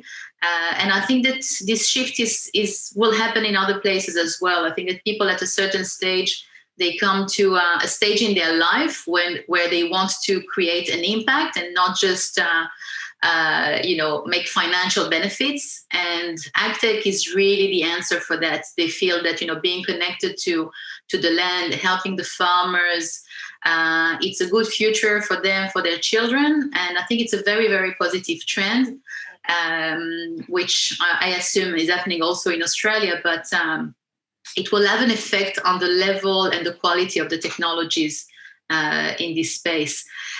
Being, a bridge between Australia and Israel, we see lots of Israeli companies, and this is really connected to what Tim mentioned. We see lots of Israeli companies that want to validate their technology in a big market, an important market, an advanced market like Australia. And this is what we do with BridgeUp. We help Israeli technologies come to Australia to validate their technology. We see also lots of interest from the ecosystem here to partner with technologies from Australia, and David can talk about that as well. But there is this trend of consolidation, as Tim mentioned. The entrepreneurs understand that there's a limit to the number of technology that the farmer can be exposed to. The farmer, yes, he wants to improve, he wants to be more efficient, but he wants a one-stop solution. He doesn't want to deal with 10 suppliers of technology.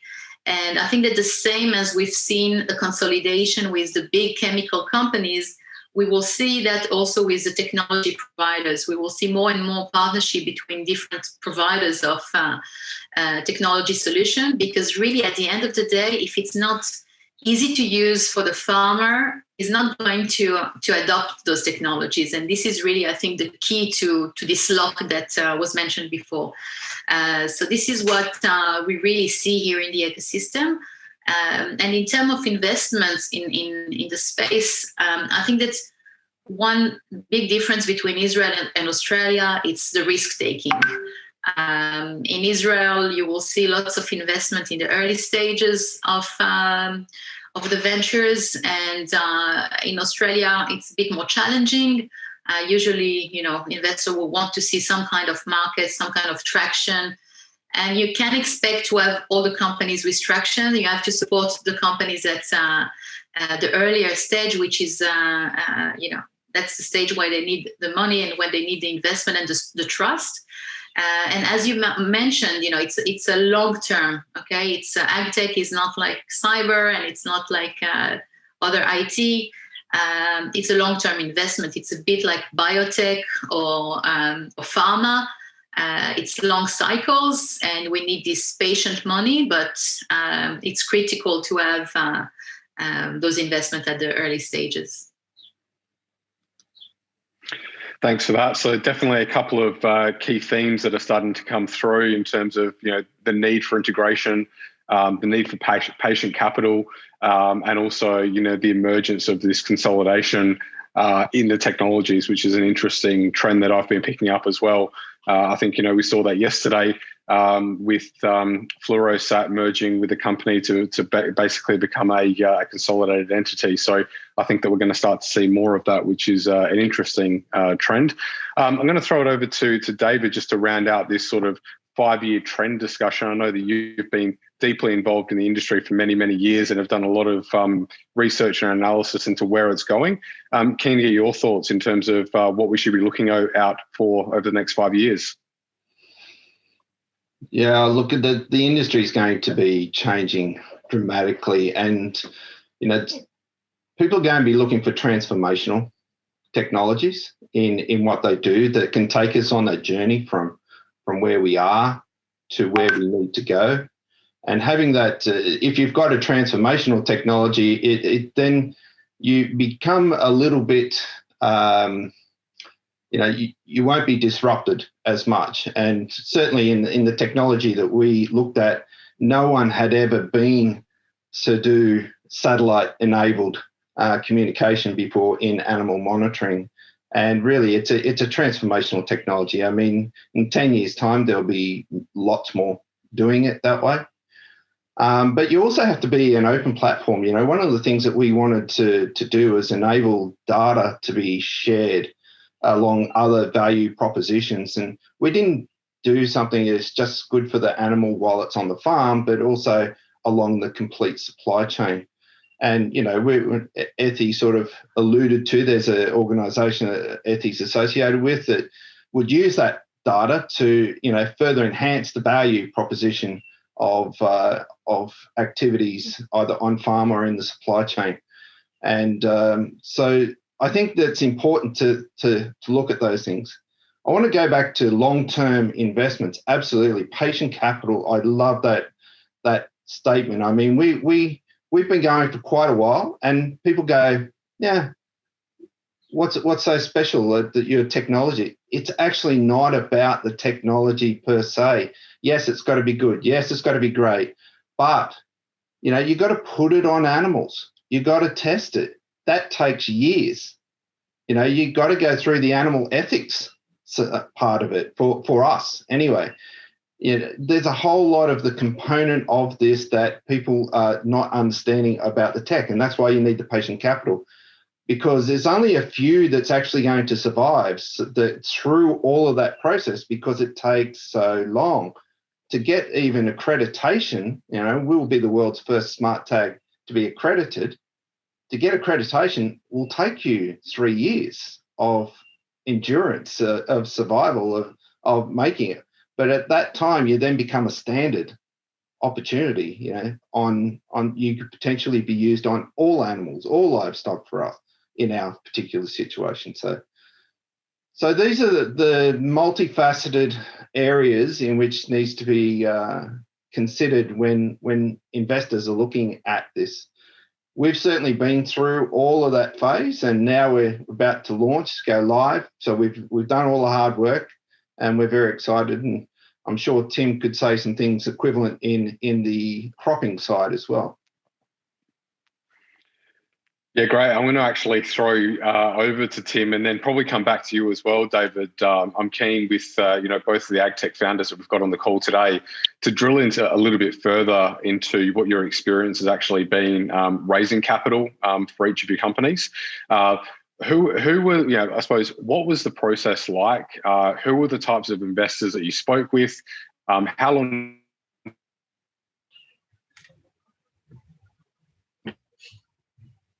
We lost Michael. I thought it was me. Did it take? What were some of the challenges? I know that led to things like. Can you hear me? You're breaking up a bit there, mate. You came back. No worries. All good. So apologies for that. So yeah, sort of got the gist. I'll throw over to Tim. But yeah, really keen to understand what the process of raising capital for your company has been. And what the challenges were, and really what that experience has been like. When we got started, we were certainly, the VC market really hadn't, I guess, matured as much as it had in other countries like Israel or in the US. So we looked for partner organisations to fund us in seed stage, which was very successful, and then we're just completing our third round now, and we think that we need partners that have multiple benefits, and some of those are sort of VCs with benefits, so industry linkages, or actual partners, commercial sort of level partners for investment, so that they actually see this as part of their offering going forward. And they might not have the skills or the drive to really get these changes quickly. So we see that we've been very successful with commercial businesses partnering with us from a funding point of view, and we've also been very fortunate to have Artesian VC with the Grand Innovate Fund provide us with funding from as part of the industry funding. So that model of VCs and industry is really good. We're now talking to quite a few of the family office type investors. So they're now starting to come on board. So I talked to a group only a week ago that had never, ever invested in ag tech. There are whole groups of investors now switching on to the world of ag tech and food tech. So I think there's been predictions about the enormous growth in this area in investment, and I see it already happening.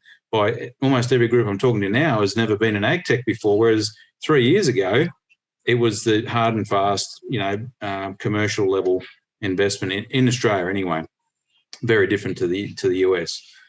Some of the challenges, I guess, is it takes a little bit of time to get things across the line, especially last year with all the complications. So it wasn't so much about the lack of willingness to invest; it was just the physical problems of getting investments through in 2020. So I see this year is going to rapidly get a lot more excitement.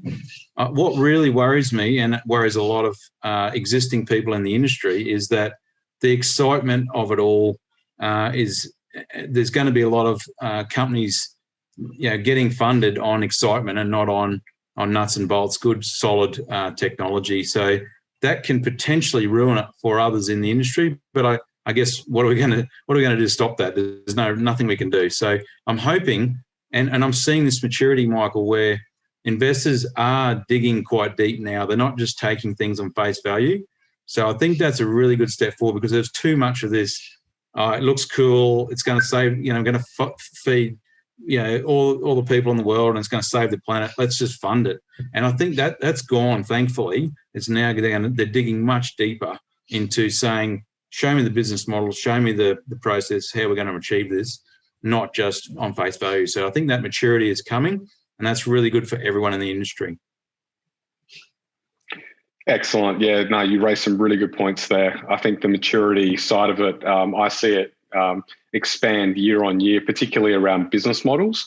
And I think that the business models have become much more sophisticated, and that's something I'm really actually keen to get a little bit more insight from David in terms of what his experience has been, but also from a business model perspective. What are your thoughts in terms of how that's evolved over the past few years that you've been developing your business? So we're not the traditional way to go about. We do have family offices. We do have high net wealth individuals as shareholders. But before I talk about shareholding, I want to make sure that this is out there, and for any future entrepreneurs. The Australian government, and for us, the Queensland government, have been amazing support. So the R&D rebates and other things when you spend money, and then assistance to get you into markets is first class.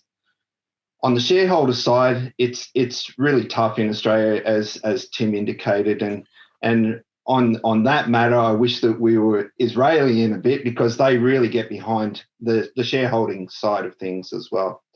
So we're a bit unique in the fact that we do have, at the moment, we've got 31 shareholders, and they're amazing support. They've taken the time to get to know the platform, the people, everything, and we're selling in 8 countries now. So we're about to go boom, literally. But we've got no VCs in our organisations as well, and partly is we didn't want to accept the terms that the VCs often require. So we've got only ordinary shares. We've got no debt, and we've got a solid amount of cash to propel us into the market. And with that, we, I think, but it's taken a lot of work. We've had to say no to a whole lot of people before we said yes. And then to become a shareholder, it is a very simple process for us. We just really got it down to a neat little package that just goes out, and people can either agree after they do their due diligence, and away we go. And I'm happy to say the shareholders have done pretty well. That's really interesting, David, that you've been able to bring on all of that investment without involvement in VC. To maybe dig a little bit deeper, how have you been going about that in terms of different funding rounds? So have you had individual funding rounds like a traditional venture round, or are you sort of courting investors as they sort of start to approach you for investment? Look, amongst the ag tech guys, you never stop raising money, right? You just all the way to market. After you're in market, you make that, and you get cash flow and stuff. It changes, and that will certainly be the case for us. I mean, we actually have a round open at the moment. It closes on the 31st of March, but it's been challenging to say the least, and we've bootstrapped it. So we've raised a bit of money, and we've got it to the next stage. Then we've raised a bit more. And to be honest, it takes a hell of a lot of time and a lot of effort. And, but if you do it that way, from a founder's point of view, you don't dilute yourself as much either.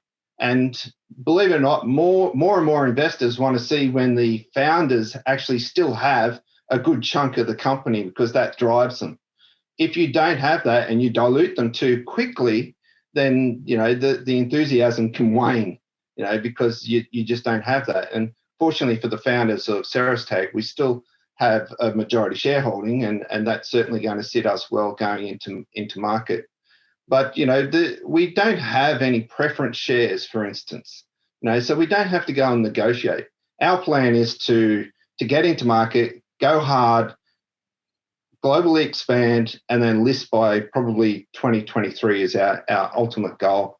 And with that, we'll use those funds to then propel it even more, get deeper into market, broaden the approach. Like I said, we've got a companion animal product that we're in co-development with CSIRO again.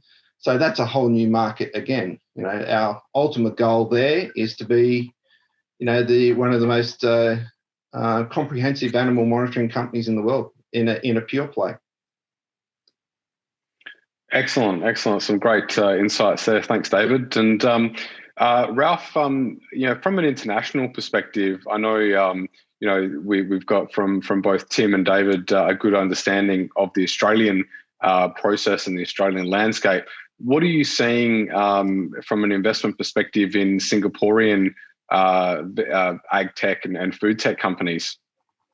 Yeah, so we actually had a surprising inflow over the last few years in that area. Like I mentioned earlier, we have not really a primary industry, not a lot of space to do agriculture, but there was over the last 2 to 3 years a big inflow of venture capital, but also startup companies that came in. And so we as a research organization work with both. We're trying to anchor the startups here. We're trying also to anchor the capital here to invest in these. And we see then the issues that go beyond innovation. What is needed for scaling up? How do I get my products to the market and be able to test them? So, which then means what is the regulatory environment I need to provide and work on? So that is quite interesting to see, and also the how wide the innovation can be, from individual products that are sold to consumers to rather technologies that are enabling energy savings in indoor farms or monitoring of livestock in larger farms. So it is interesting to see that evolving here. It is also, really a big push was the regulatory adjustments and approvals we had recently in terms of cultured meat, in terms of novel food products that launched here. And see how startups can benefit from that. So again, testing market, but more upstream, and bringing the products out to the consumer. And you touched on cellular agriculture and alternative proteins briefly there. I know that Singapore was recently the first country to regulate a cell-based meat product. What are your thoughts on the venture capital interest in alternative proteins and cellular agriculture? It seems to be all the interest over the past 6 months from a food innovation perspective seems to be on that sector. So very keen to get your perspectives on that. Yeah, as Tim says, I think that's probably one of those areas, as Tim has mentioned previously, that there's a lot of hype around. So really keen to get your perspectives. Yes, it's an interesting area. It evolved over the years. It was always very expensive. What we often challenge when we engage companies then is, for whom do you actually innovate? Tim mentioned earlier, I want to save the planet. I want to make everything a better world. But that doesn't help you if you have a single product and want to bring that to the consumer. So here again is, for whom do I make that product? Who's my target audience? And these startups often then struggle at the scale up. So it works in the lab, it works small scale, even from a financial point of view. But if I move from 200 liters to 200 cubic meters, then I might, in terms of scale up, I might get into problems. So yes, the interest is very high. And again, the interest is now very high for a lot of these startup companies because of the regulatory approval process and the clear approach in how do I bring my product to the market. So in the last few months, the engagement with companies has increased significantly just because of that single event.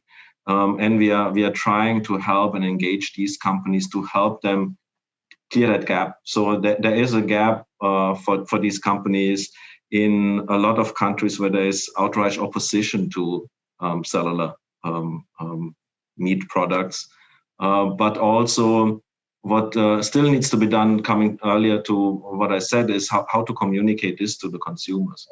In Singapore, again, culturally, we have a lot of mock meat here already, which is plant-based, soy-based, that people generally consume. So these plant-based products are not so much a difficulty to convince consumers to accept. Cellular meat now is, again, yes, I have solved the technical issues. I have solved the cost issues.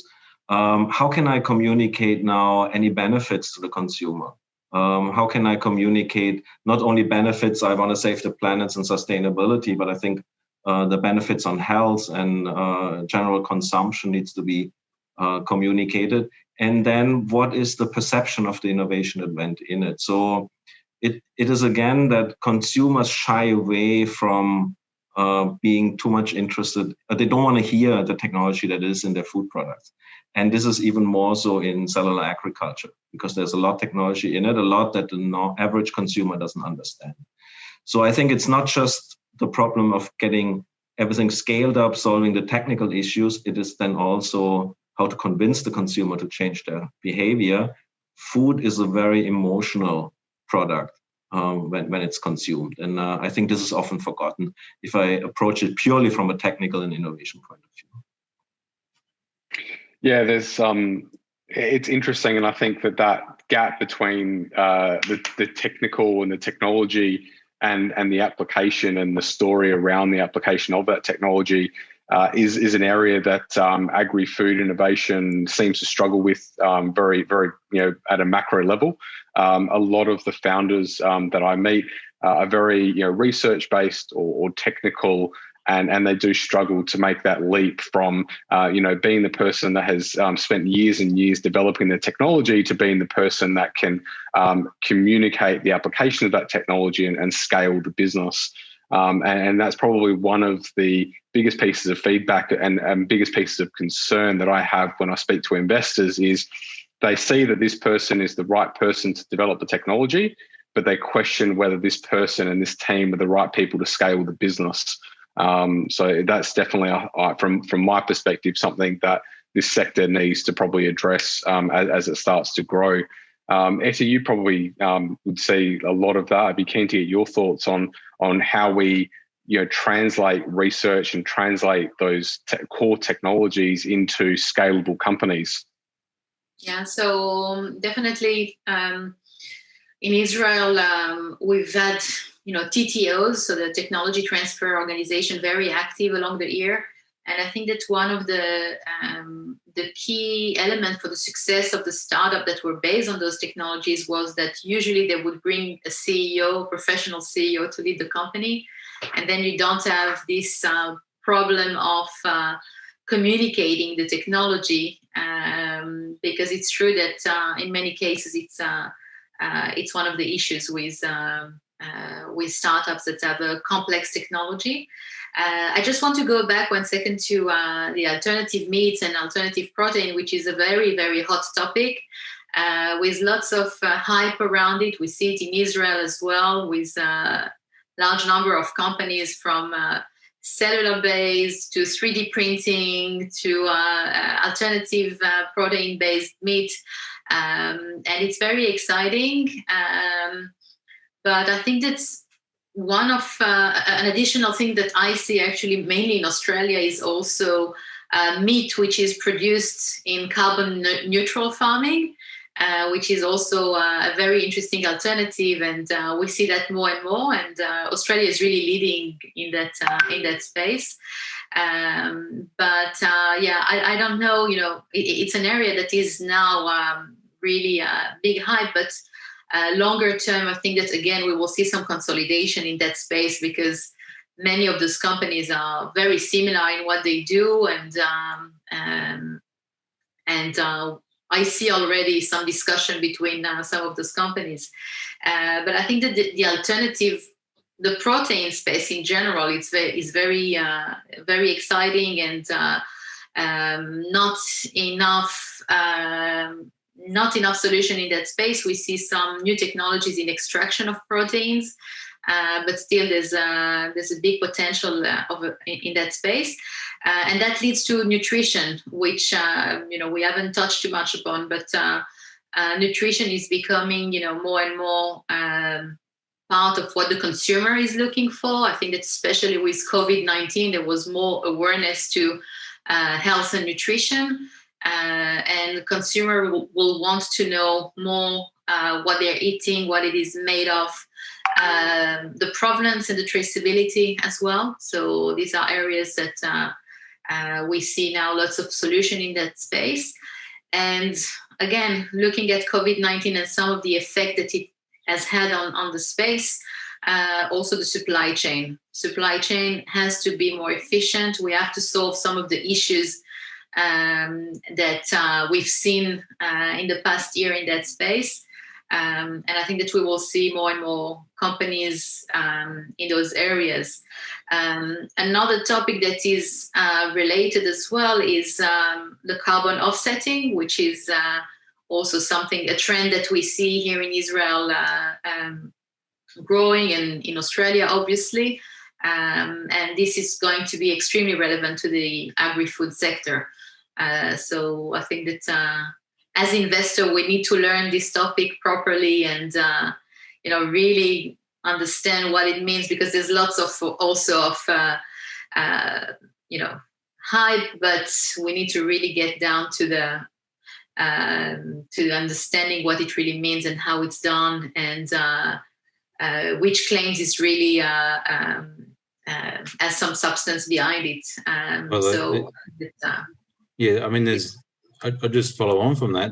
If I can, there's a really nice, well-rounded push coming, like way beyond carbon, with natural capital and sustainability. We're getting such strong indicators of that now, and carbon's been bubbling on for a while, and but now we're getting this nice, well-rounded request, and you see all of the major food companies now asking for 50% reductions in their carbon footprints by in 9 years' time. A lot of them have got 2030 targets. So, and from those companies that I talk to, that the biggest problem is coming from the agricultural component of that they can't, they're trying to get all their other bits and, green power and all those kind of things in their processing. But the biggest risk or threat or opportunity, if you want, and look at it another way, is at the farm level. So, but the problem we're finding is that, like I said at the start, the digital farm gate is locked a bit, and we've got to enable growers to open up that digital data flow beyond the farm gate, because at the moment, when it lands in a processing facility, it's very well tracked. But before that, there's still a lot of work to do there. But the opportunity now, there's actually a delivery point in Australia now that you can't deliver anything but sustainable canola. So there is no other option if you want to deliver your canola into this delivery port. So we're seeing this turn from boutique to mainstream big time. So this stuff's been ticking along for a while, but all of a sudden, bang, there's this huge push now. And it's like everyone woke up on the 1st of the 1st this year and went, right, we're into this, it's getting serious. So I think it's a really, really good sign for agriculture, and it's really exciting to be part of that. It's David, I was going to say, if you've been nodding, I'm sure you've got plenty to add to many of Etty and Tim's points. No, here to all that has been said is just adding to that is traceability provenance too. Traceability provenance is it has to be tracked. Yeah, and biosecurity controls. Not just at the farm, yes, absolutely, and then along that complete supply chain. That that's the reason why we went to satellite, so where they are, how many there are, what they're doing at all times. Doesn't matter where they are in that complete supply chain. It's just so important for the future of the industry. I mean, I'll talk about animals for a moment. I foresee that within the next decade that you're talking about, Tim, that you won't be able to buy, sell, or transfer an animal unless you've got a set of data with it to go to give you that confidence. We see other platforms like Auctions Plus and other great ways to buy and sell animals. You put an animal on there now, but in the future, unless you've got the data packet to go with it, you won't be able to sell or transfer the animal. So really that's what we've set ourselves up for, not just what it'll do today, but what's coming. Can I throw something in there? The problem that farmers have with that, is that they're not getting paid extra for it. The canola they are at the moment. They're getting an extra $5 to $10 a tonne, right? But I heard the other day that Coca-Cola, and I probably shouldn't mention names, but they basically said, we want to buy your sugar, but it has to be sustainable. But we're not going to give you any more money for it. I don't know if that's true. That's the rumour I heard. But, we need to give value back to the growers too. If they're going to collect data, pay for it, and it's note that it's an important part of the product that you're supplying. Yeah. The data question is one that I'm keen to get everyone's perspective on. We are collecting huge volumes of data through all of these sensors and different pieces of software. And I think that particularly as we start to decentralize this data and perhaps even tokenize, certain aspects of data, how we can, on one side, from an investor perspective, what is the value of that data and how do we monetize that data? But also, how do we enable the value capture of actually collecting that data by the farmer? How do we enable them to benefit of that? Are there any thoughts in terms of different data monetization strategies from anyone? I don't mind kicking off if that's Go for okay. it. Yeah, sure. Look, the data that's collected on the animal can be used multiple times. It's not just for what the animal is doing, but there are other parties along the supply chain like finance and insurance that need this sort of data to be able to securitize the loans or premiums in which they have. And, there are governments that need to know this information for their own biosecurity controls, et cetera, et cetera. So there's a whole monetization opportunity there using the same data multiple times, not just once, just for while it's on the farm. And I think there's some learning to be done for all of the stakeholders along the supply chain to learn how to do it. Like the processes to know all the history of the animal and put it into a product, like a marketable product. Like this is grass-fed from the southwest regions of New South Wales, and give it a brand. Branding has got a long way to play in this because too much of it's just consumer type product. And it's got to go to, as Tim said, creating more value. Getting paid for what you're producing is critical. And you only do that really with branding. Yeah. I think that the other use of data obviously is prediction. So many predictive technologies need these huge amounts of data to be able to build their algorithm. And the other side of it is the artificial intelligence. So even if we don't monetize right now, this data will be useful for the next startups that will be looking at providing solutions and artificial intelligence application for the sector. So it's definitely an important resource that will be used. Ralph, have you got any thoughts in terms of the data debate and how we better leverage the data that we're collecting? Yeah. Sorry, I think my network is slowing down, but quite often the question I need to ask startups coming to us regarding data management is the ownership of data. How will the data be managed? Who will own the data? Who has access to the data? This is often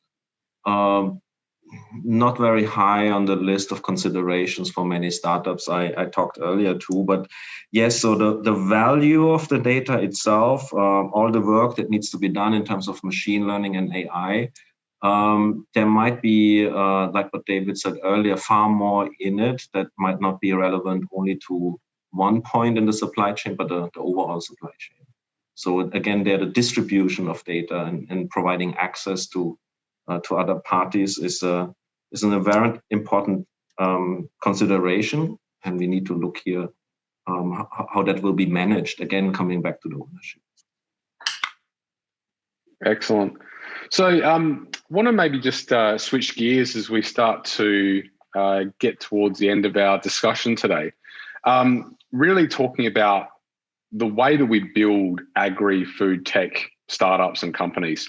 Get your thoughts on the ecosystem and the infrastructure that we have, and how we build better investment-grade companies for the future. I know through discussions with each of you in the past, we've each got some strong opinions on what can happen.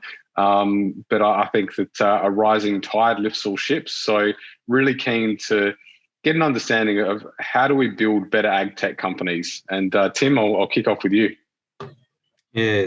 Thanks for throwing me in the deep end there, mate. I second what David said about government support. It's been really helpful for us to get going, and the R&D tax is also a very good vehicle in this country. And I certainly be interested in Ethy's opinions about the Israeli experience, because they seem to have done it 100% right. So I think we need more of that. I think we need less government competition too. I often find that state departments and other national departments are setting up similar programs with government money and competing with us. I think that needs to go. I also think that there needs to be better cooperation between the university sector as well. It seems too that there seems to be too much competition in that space. We need to work together more, and I think there's a huge opportunity there, because there's a lot of R&D that hasn't seen the light of day that could be easily implemented in a lot of startups, like what we're doing with GRDC, the Grains Research Development Corporation, where we take some of the research and development and implement it straight away. So it works as a nice two-way street, instead of them trying to build software platforms, for example. So government trying to build software platforms, that's just crazy. So we need to do more of that collaboration piece, I think, and foster those young businesses coming through, because it is a long, slow burn in agriculture. I do agree with some of the comments before too about getting the right people in the room. I see other startups with no business experience going and raising huge amounts of capital, and you think, crikey, guys, have you actually even done a cash flow? Do you understand about simple accounting metrics? And they got all the great ideas, but you need that as a whole business. As you know, Michael, you know more than any of us that to run a successful business, there's a lot of other things you need to be considerate of. I was actually talking to a satellite company yesterday, who the smartest guys in the world, right? They're really smart young fellas, but they've raised money and they've got all these grand plans, but even the most basic stuff they hadn't even thought of. So I think that needs fostering, and there's plenty of great people with business experience that we could match together to actually make sure they're ticking off the business stuff as well. So I think you need a well-rounded team, and not too heavy on the tech, but on the running a whole business. And I guess me being in business for a while has been incredibly helpful to manage that cash flow and those kinds of things. So I think that whole overall government support's good, and we need to put it in the right spots, but not be in a competition space, and then providing business support to young founders is very important. Thank you. Yeah, I agree with Tim. I think that in Israel, what we've done right at the beginning when we started with the whole venture capital and startup ecosystem was the incubator program, which was exactly about that, was about giving some funding for founders, but also providing them the whole set of skills that they needed for growing the company. And that this has been extremely successful, and the model has been duplicated in many other geographies. But the issue with this model is that the incubator would take too much, of the shares of the startup, and then for the next round, the founders would be left with very few shares. So I think that in Israel we see a shift a bit from that type of model. But still, the government in Israel has a policy that their support for innovation is for the stage that is very risky. So, and I think that was always my issue with the Australian government when we were doing bilateral agreement. And I'm not a diplomat anymore, so I can say anything I want now. But we always had trouble to find a joint project because Israel was looking for the riskiest one where private capital would not come in, and the Australian would look for the less risky project. So there wasn't any joint agreement. And I think that's the role of the government. The government needs to understand that we need it only when private capital will not come in. They're not supposed to compete with private capital. And I think that that's really critical for the early stages of the ventures. And it's true that, from my experience in Australia, there's too much competition between the states, too much repetition.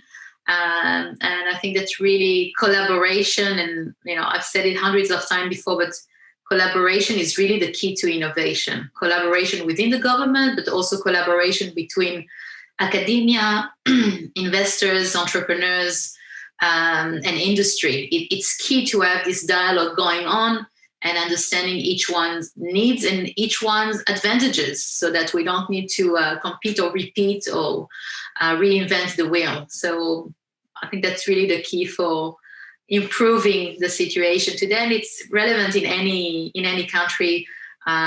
Here too in Israel, there's a lot to improve in the innovation space, but we have an innovation authority which is independent, and they're very creative. They work with the startup community and with the venture capital community, and they always come with new models to be able to adapt to the needs of the market. So I think it's an important policy.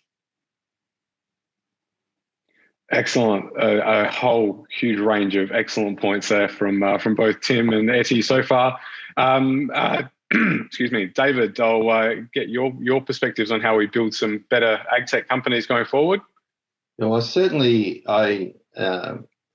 the Israel models is excellent, and the patriotism to get behind one another is great. One of the things I'd like to see here in Australia is we're awash with funds in superannuation, and they just give big chunks to VC companies and trust that they'll be able to invest it and things. But really, I'd love to see the superannuation companies actually directly invest into some of our innovations that happen in this country. And I think there's a huge opportunity there for that. Rather than having it secondhand money through VCs, etc., I'd love to see it directly invested and get true return on investment for the actual people who will put their super into it. So I think that if I was to say that's the one biggest thing that I'd like to see to create, so there's no wastage, with administration, etc. This would be direct return on investment by doing it that way. And potentially, when companies like Tim's and our own, we could actually get really great support from our own groups here in Australia, much like it happens in Israel. Excellent. Thanks for that, David. And to round us out, over to Ralph, and then we'll finalize everything up today. Yeah, thank you. Yeah, so I think it is good to pay more attention to the environment. Innovation alone is not really, is sometimes struggling. Startups are struggling if the environment. We lost. Am I still? We can hear you. Okay. All good, we've got you. So, sorry about that. Yes, so I think providing the right environment and paying attention to that for startups to transition their or translate their innovation into market is very important. And for me personally, what I'm very interested in it is also that a bit more innovation goes into urban agriculture. I think especially in Asia, with 60% of the population living in an urban environment, I think it's a very interesting area that is not really explored enough yet. Excellent. Thanks, Ralph. So that's probably where we'll round things out today. We've had some really good conversations, and I think there's been some excellent perspectives on where we are now and where the opportunity lies in the future. From an investment perspective, we've all seen this area increase rapidly over the past couple of years. And I think the convergence of different technologies and different market forces provides an excellent opportunity for investors over the coming years. So with that, thank you very much to each of our panelists. And thank you very much for tuning in today.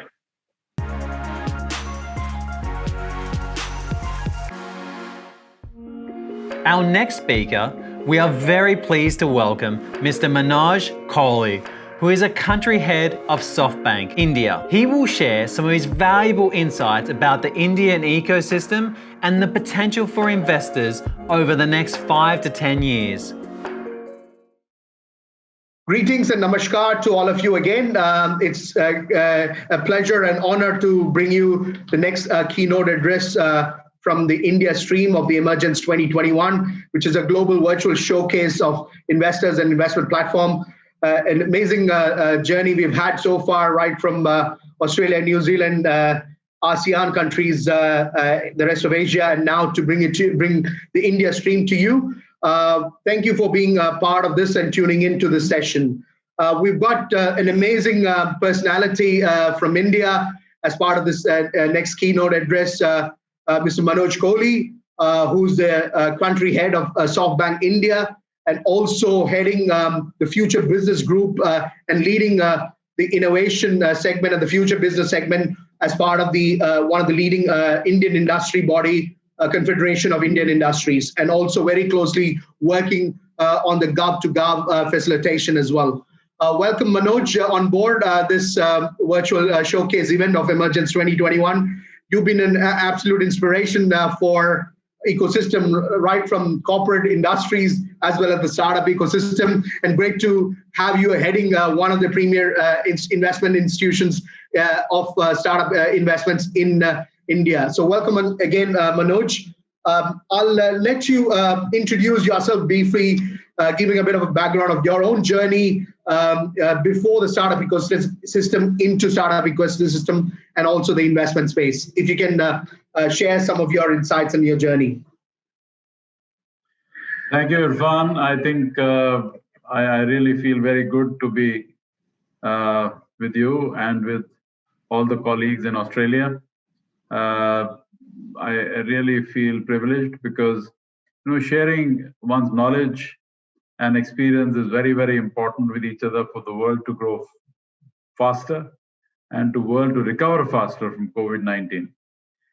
I have about 42 years of industrial experience, out of which 15 years, 16 years was manufacturing industries in the beginning, and then 20 years with telecom, and the last 6 years with digital services. And now I represent SoftBank Group and SoftBank Vision Fund in India, and we have invested about more than $12 billion of investment in digital startups and in more than 20 companies. And all our portfolio companies are doing very well because each sector, they are leading the innovation, leading the disruption, and really providing to people of India very high quality and affordable services and products. So this is a great opportunity for me to really share my knowledge and experience with entrepreneurs, young entrepreneurs. Some are 25, 27, 30, 32, and also with the young leadership teams of these companies to support them for scaling up 10x, 20x. That's the role I'm playing, and also helping them with government policies, helping the government also through CII on evolving positive policies for new investments in India, because this decade, which is coming 20 to 30, is going to be India's decade in terms of growth. Already on recovery from COVID, India is doing well, and we are recovered well. Vaccination has started, and economy is coming back at a very positive pace.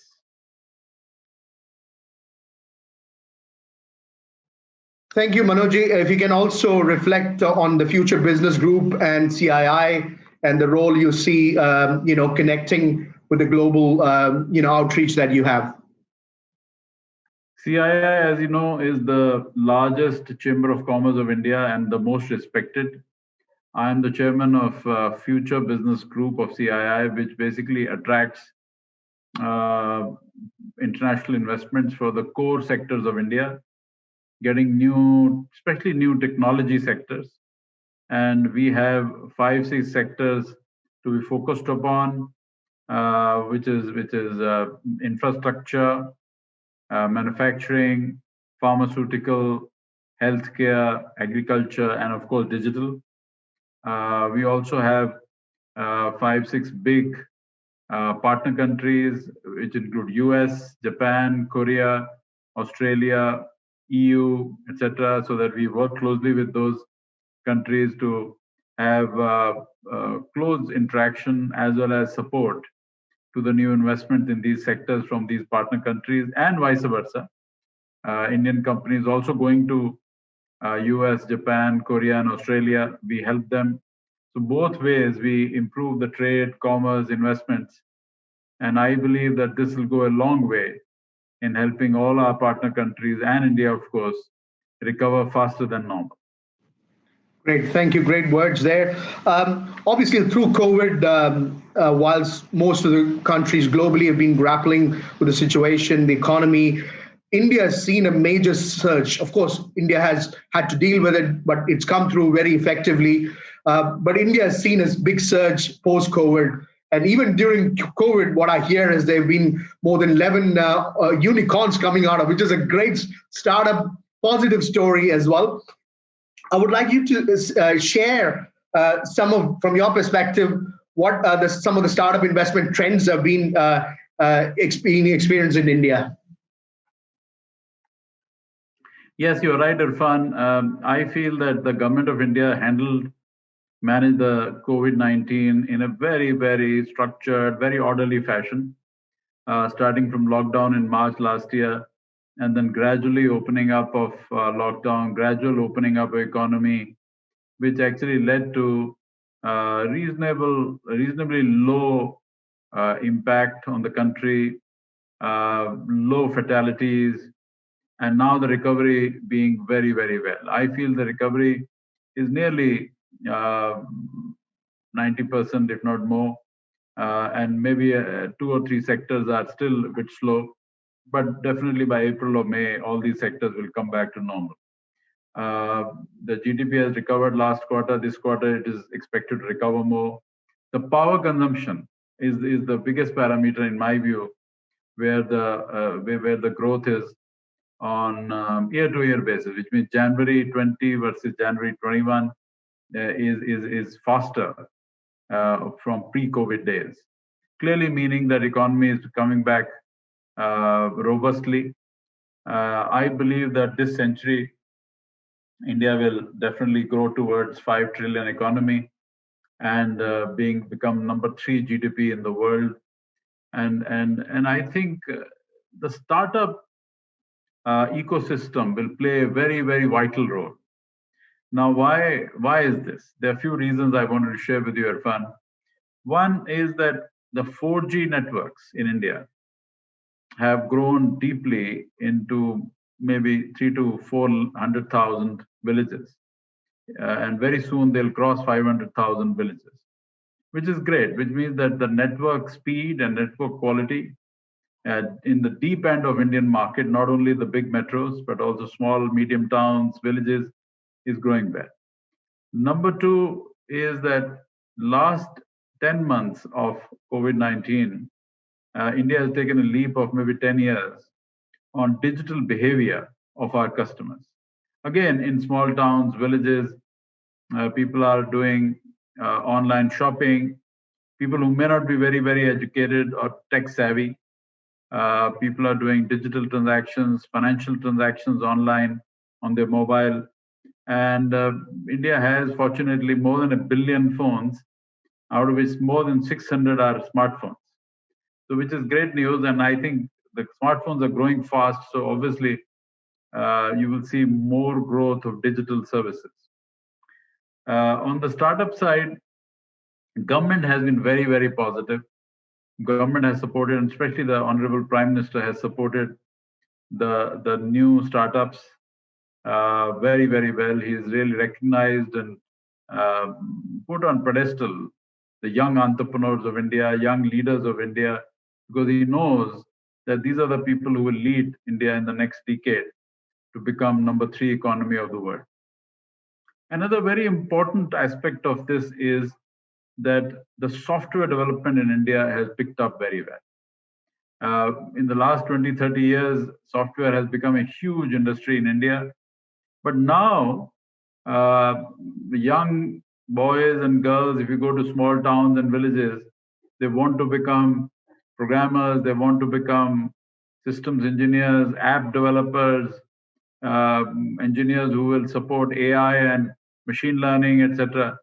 So I am seeing a huge hunger in the next generation of India to really go technology, which is fantastic. I mean, I don't think there'll be any other country like this with so many youngsters who are from the age of 10, 12, 15 coming up and really learning technology and really having a great mind for growing in technology. And that actually is helping the startup system. Other thing which is also very important is that the digital experience of customer has improved. And not only the experience is easier, but also the products and services sold are good quality and affordable. Because India is not a developed country, so affordability is important for India. And therefore, I'm seeing many new startups within 1 or 2 years doing well. And you're right, even in lockdown, we had many unicorns coming up. And I can tell you in the next 2-3 years, there'll be many more unicorns coming. And also many unicorns are listing in India as well as in NASDAQ. So clearly, funding has not been a problem. India, home offices, many banks have funded them.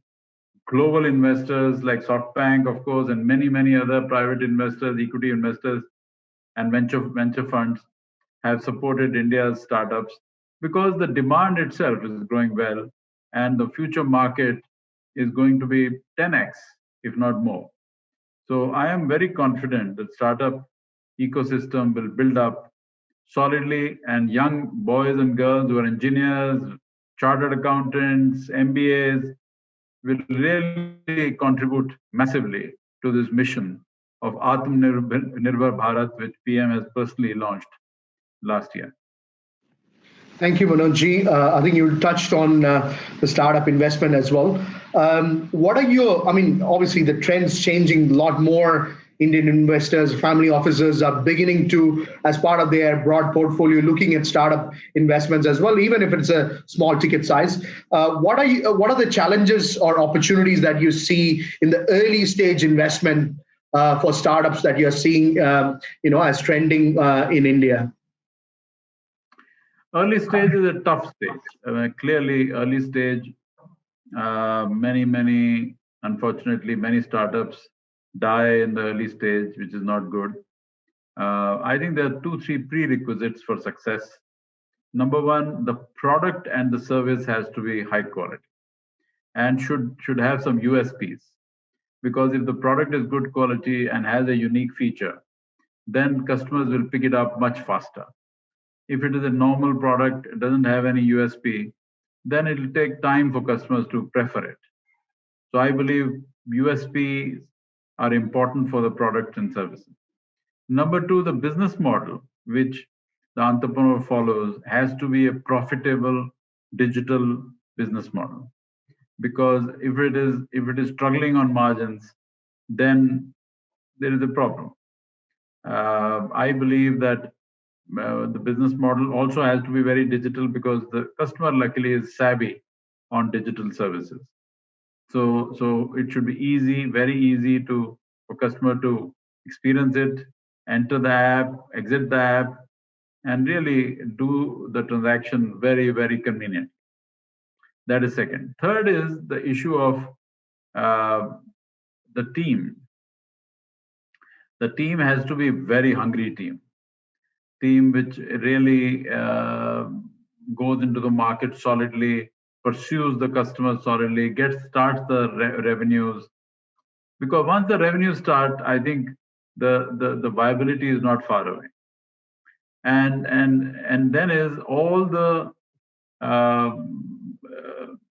scaling up processes like digitization, automation, and manpower planning. And finally, the financial planning, funding is required. So if the scaling up is done on a frugal basis, and that's what India is known for, and Indian entrepreneurs are known for, because majority of entrepreneurs come from middle class, and they have frugality in their DNA, and that is how they make the company and the product very affordable, frugal, and therefore margins are healthy. And I believe that these are the things in the initial periods, 1 or 2 years, if the entrepreneurs and the leadership teams take care, then the success factor in the first 2 years will be much higher. Great, thank you for sharing those great, wonderful insights there. Just through the last year, you touched on some of the successes we've experienced. Would you want to share some of those success stories or learnings from last year that resonate with you? And post-COVID, what the landscape is going to be looking for investors as well as for the startup ecosystems? No, last year was a very important test of startups because lockdown really was a kind of a shock to them. But in retrospect, it has turned out to be that they have converted, not all of them, but majority of them have converted the threat into opportunity. And they have taken 5 steps. Let me go through one by one. Number one, they have actually digitized the business model now. Clearly, they understood that digitization is important. So let's do that. Let's not have any manual activity, which is very, very important. Second thing is that they have built on innovation engine, which means new products and new services, new features. They have built on more so that during this period, now they can launch many of them one by one. Third thing is frugality, as I said earlier, higher cost efficiency, higher productivity, and drop in break-even points, which means that they can, and some of them I've seen have dropped the break-even point by 25%, even 40%, which means they can earn profit, start earning profits at 60% of the earlier capacity of pre-COVID days, which is fantastic. And next is that they have also started building high performance teams, which means that they have injected high performers and may have excluded some low performers so that the company performance goes up significantly. And last but not the least, they've understood the financial fitness, the concept of financial fitness, that financially you have to be strong, your revenues have to be stronger, your leverage and debt should be as low as possible, your margins have to be healthy and growing along with economies of scale. So they've understood the game of being financially fit and cash flow positive, because that is not understood by many startup entrepreneurs. And now COVID has really taught many good insights for a long-term sustainability of the business. Great words of wisdom there. I think there's a lot to reflect, and I think we've seen quite a lot of transformation of business models as well and digital focus during this period. And I think post-COVID, that's going to be driving to underpin the success stories that we'll see from some of these startups from India. So really excited about it. Looking at the startup investment, obviously, there are 2 perspectives that I wanted to bring to this question here. What is the appetite of Indian investors in startup ecosystem globally? I mean, let me call investing into Australian startup ecosystem. And the second part, what would you say to Australian or global investors looking to invest into the Indian startup ecosystem? No, Indian startup investors, whether they're Indian investors or international investors, have a lot of positive intention to invest in markets where Indian startups can go to. And for example, let me give you an example of Ola. Ola is one of our investments in India and has already expanded into Australia and New Zealand, and now went to UK also. So clearly, Oyo is another example where it has gone to many countries, and many other startups have gone to many countries. And I feel Australia is an important market, and more startups you will see in the next couple of years will definitely arrive in Australia and do very good job, because they are very, very good brands, great services, and affordable, which is very good for Australian customers also. Now, talking about Australian startups and investors coming to India, that is a huge opportunity. And I will entreat upon all of you, all of the investors from Australia, to please consider this largest single market of the world. And the biggest market, which is growing from 3 trillion, close to 3 trillion, to crossing 5 trillion in the next 5-6 years. And I think this new $2 trillion of income will actually be captured by many, many startups, because these are startups who are bringing new value to the economy, new value to customer, and the returns will be healthy. So I believe that India as a market is picking up very well. This year in 2021, we are expecting a double-digit growth. World Bank says that we can grow by 11.5 in 21-22, which is April 21 to March 22. There are forecasts of 13% growth. So clearly we are heading for a double-digit growth, which is maybe one of the rarest in the world, which means recovery, not only recovery is fast, but also the businesses are organically growing much faster from pre-COVID days. So clearly I feel that if this is the case, this is the momentum India has picked up in 21, then Indian economy will grow much faster. And government is now focusing on huge sectors of infrastructure. For example, has pipeline of $1.4 trillion, the biggest in the world, which includes bridges, highways, ports, airports, and many other infrastructure elements. Government is really focusing a lot on pharma, because India is planned to become a pharmacy of the world. Also Make in India, which is the manufacturing in India, so that globally companies have a alternate or diverse supply chain from India, and education. Education is very big, and Indian young students not only are going to Australia, Canada, US, UK, and many other countries, but also e-education is also picking up very, very well. So the point I'm making is, I think for Australian investors and Australian startups, India is the place. And CII, on behalf of CII, I can say that we will definitely help you, guide you, support you in finding the right partner ecosystem here, in setting up your shop, in solving your problems in the first year, so that you settle down very smoothly in India. Great, thank you, Manoj.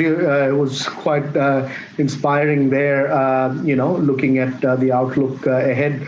It's a phenomenal growth story of the new India that we are looking forward to. And I'm sure the investors globally, including from Australia and New Zealand, will be actively looking forward to and working with you and your organizations in shaping those success stories as well. Thank you for that. On a last note, again, with your wealth of experience, not only before the startup ecosystem, but with the startup ecosystem, what are the words of advice for startup founders in terms of cap raise, investment raise, and early stage investment as they go through their high growth venture story? No, as I said earlier, Irfan, the entrepreneurs have a tough time in the beginning to get their product right first, get their business model right second, get their leadership team right, which means they may have one partner, two partners, three partners right, so that they can contribute to the scale up, and finally get the funding right. Once these initial 3-4 things are done, then I believe by the year 2 or maybe year 3, the startup is ready to scale up substantially. And I feel that the initial years are very, very important, because you need to do the right things. You need to go to the right customers. You need to go have a right pricing for your goods and services. You need to have right quality. Everything will be tested and validated by the market. And once you are validated, then there is no looking back. Then you really can go ahead and let me tell you today, the leading brands of the country today are startup brands, are digital brands, which is fantastic. I mean, I love it because I was involved in building Airtel as a telecom brand, and I know it is a tough job, but these startup brands have done a fantastic job. And today, not only young people of the country, but even elderly people know the startup digital brands very spontaneously, which is great. That means that they like the brand, they like the experience on the app, they like the affordability, they like quality, and they like to buy it again. So I believe that in India, with 1.3 billion population, going up to become the largest in the world in the next 5-7 years. Secondly, a youthful population of average age of 26, 27. Thirdly, the third largest GDP of the world. Fourth, and most important, a digitally savvy customer base. I think that's very important, because if they're not digitally savvy, if they don't have a smartphone, if they don't have a 4G network, then it's difficult. And finally, and most importantly, a growing market. The growth, by the way, in this decade is expected to be between 7 to 8%. Now, there are not many large markets, large economies, which will grow by this 7 to 8% as a sustainable way in this decade. So I think there is a great opportunity for Australian investors and startups to come to India. They're welcome. We invite them, and we'll help them set up their shop and stabilize their operations. Thank you, Manoj, for sharing those insightful words and those words of inspiration as well, and invitation as well that you've extended to the global startup ecosystem, definitely Australia and the rest of the world as well, all looking forward to working collaboratively, part of the India growth story, the new India story as well.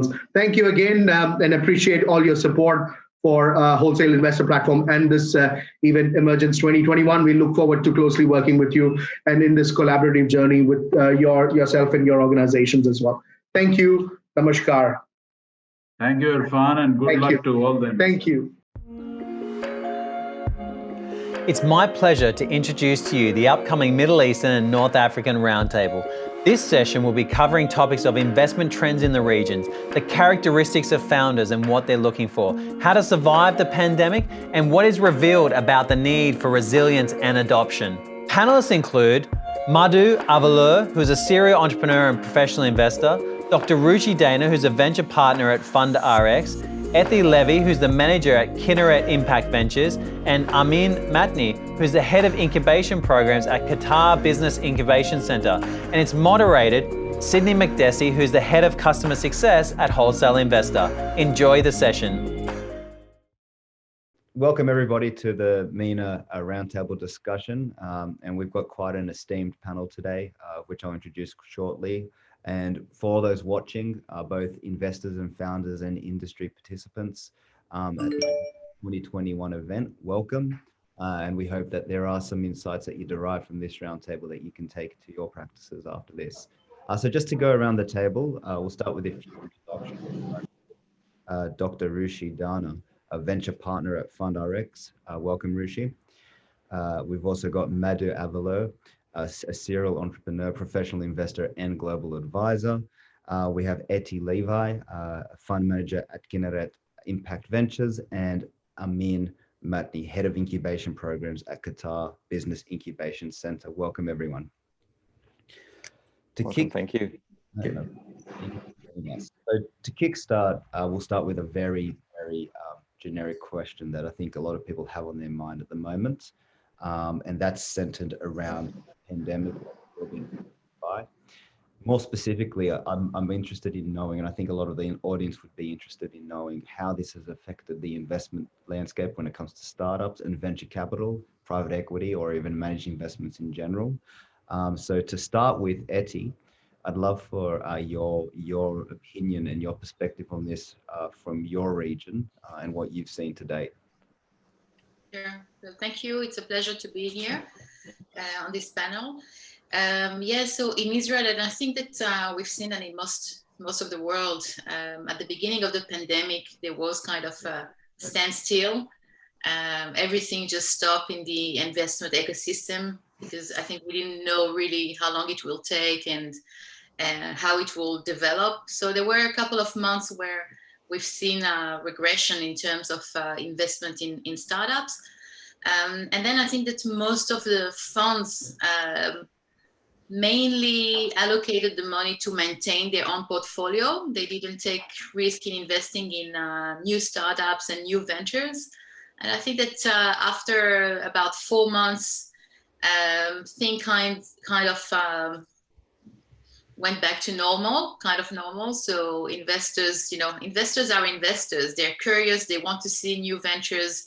They like risk, so they want to try and support new startups and and entrepreneurs. And I think that in Israel, at least after about 4 months, we saw again investment in early stage startups, and we saw lots of very interesting exit as well in the past year. And I think that the report on 2020 was on the first quarter of 2021. On the first few months of 2021 was just released, and we've seen really, really good results. And 2020 wasn't affected at the end. When we look at the end of the year, it was a good year. And I think that there was just this kind of period where 3 or 4 months where it was very challenging for early stage startup to raise. And now what we see is that investment in early stage are a bit bigger than before, because investors, they want to make sure that those startups, they have enough funding for a little bit longer period because of COVID-19. But on the other end, they're much more hands-on with the startup. So making sure that they achieve their milestone and making sure that they do everything that they can to cope with COVID-19. And many of the startup obviously, moved or added services online, even if it wasn't their original plan or their original line of activity. So those little shifts, but in overall, I think that we can say that here in Israel, we're pretty much back to normal. Yeah. Well, I think that's a really good point. You've obviously got people who these startups need to survive the winter at the end of the day, and the VCs have, as it seems, stepped in to allow that. And you've said that they've invested for a runway that's longer than that typical 6 to 12 months, I assume. So that's some interesting points. I mean, have you seen the same in your region? You've got an incubation program that you deal with. There's a lot of fragility with these startups, right? And I assume that it may have been very scary for them, and you would have had to deal with that personally. So what have you seen in your region? Is it similar to what Eddie's has been seeing so far? Yeah, definitely. From our end, the business incubator, we focus on pre-seed stage. So at the tip of the funnel, we've seen with the existing portfolio relative impact on those who basically, whether they're operating in the education sector where they didn't have transformative tools and adaptive tools to the COVID situation. So these are, severely impacted, and they had to do major pivots. And hence we supported them in these times. On the other hand, we've seen amazing energy with the new cohorts who adapted and created or fueled the digital transformation that was required to sustain our living, whether through education or through commuting, communicating, learning, or even the fintechs. So in the bank, we have 5 incubators. One of them is Cubic. So we have the fintech, sports tech, which is fueling for 2022 World Cup. And we ventured into the fashion incubator also. Cubic is a mixed incubator where we are sector agnostic also, with double portfolio, the SME portfolio for industrial manufacturing and the startup scale-up portfolio. So with that, we've seen beautiful energy and even disruptive technologies that we believe they're amazingly scalable. We're very positive for the closure of 2020, and we're like fully focused on supporting them. Our mandate is 1 year of incubation with a pre-seed injection, and then we help them to also reach seed, and also we can renew our incubation services for another year. On the other hand, that we have the partnership with a telco, where we host, they inject in local startups, and also they spare 2 tickets for overseas startups to land in the country. So this is an open ticket for startups who wish to land here, that we're always open. We landed 2 startups in 2020, and we're looking to land 2 startups with good synergies with a telco. Oh, excellent. So it's still truly active. So it's excellent to hear that. And I'll dig deeper into some of those other points a bit later.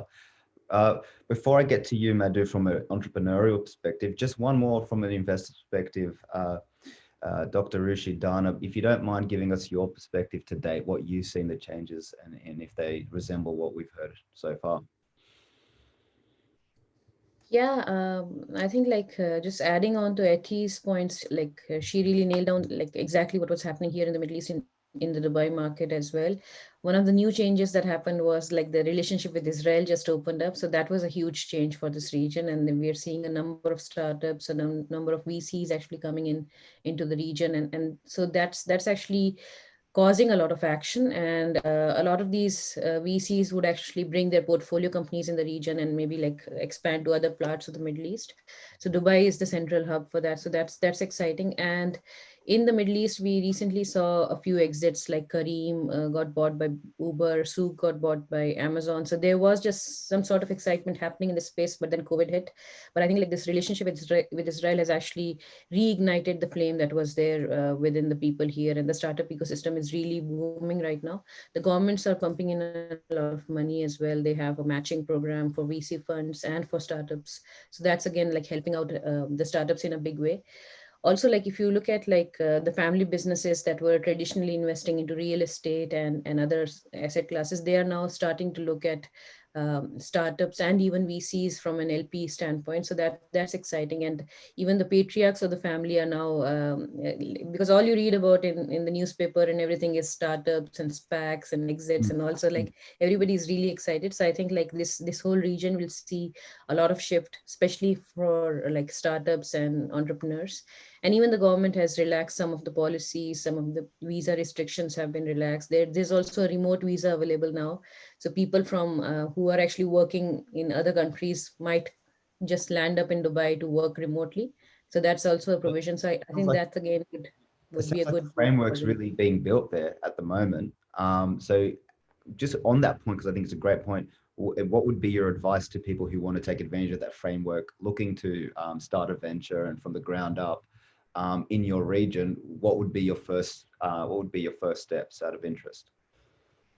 Yeah, I think it would be a great beginning if people would like to register a company here, especially in Abu Dhabi, because they have a matching program for fundraising as well.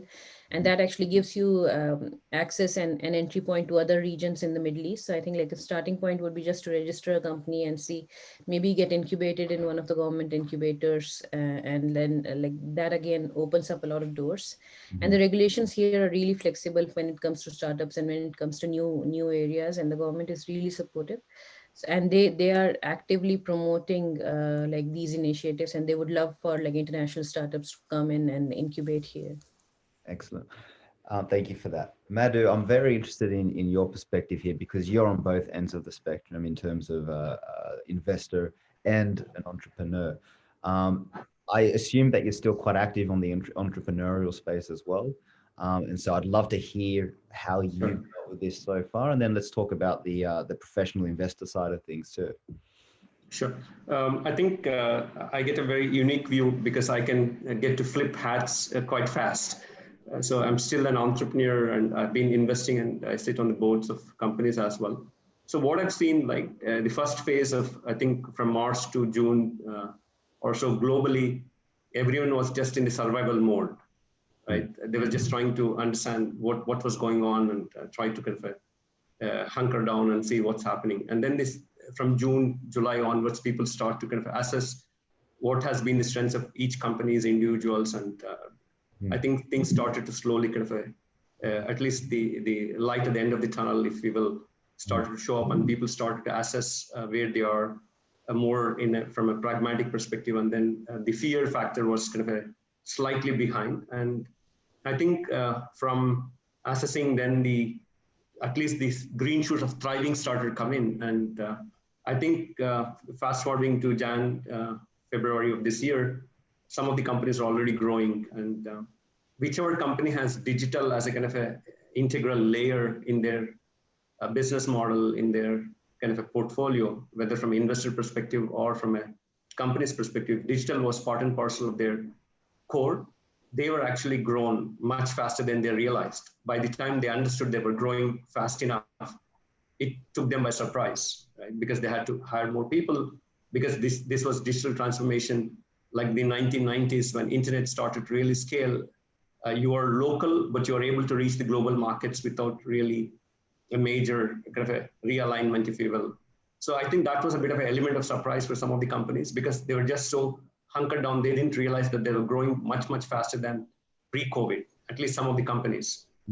So then they had to really assess and say that how do you bring in the resources in terms of hiring the people, bringing more capital to the table, or making sure that providing the support for the vendors and companies. So I think overall, as people talked about, right, is it the next normal, new normal? Effectively, this is, here we are.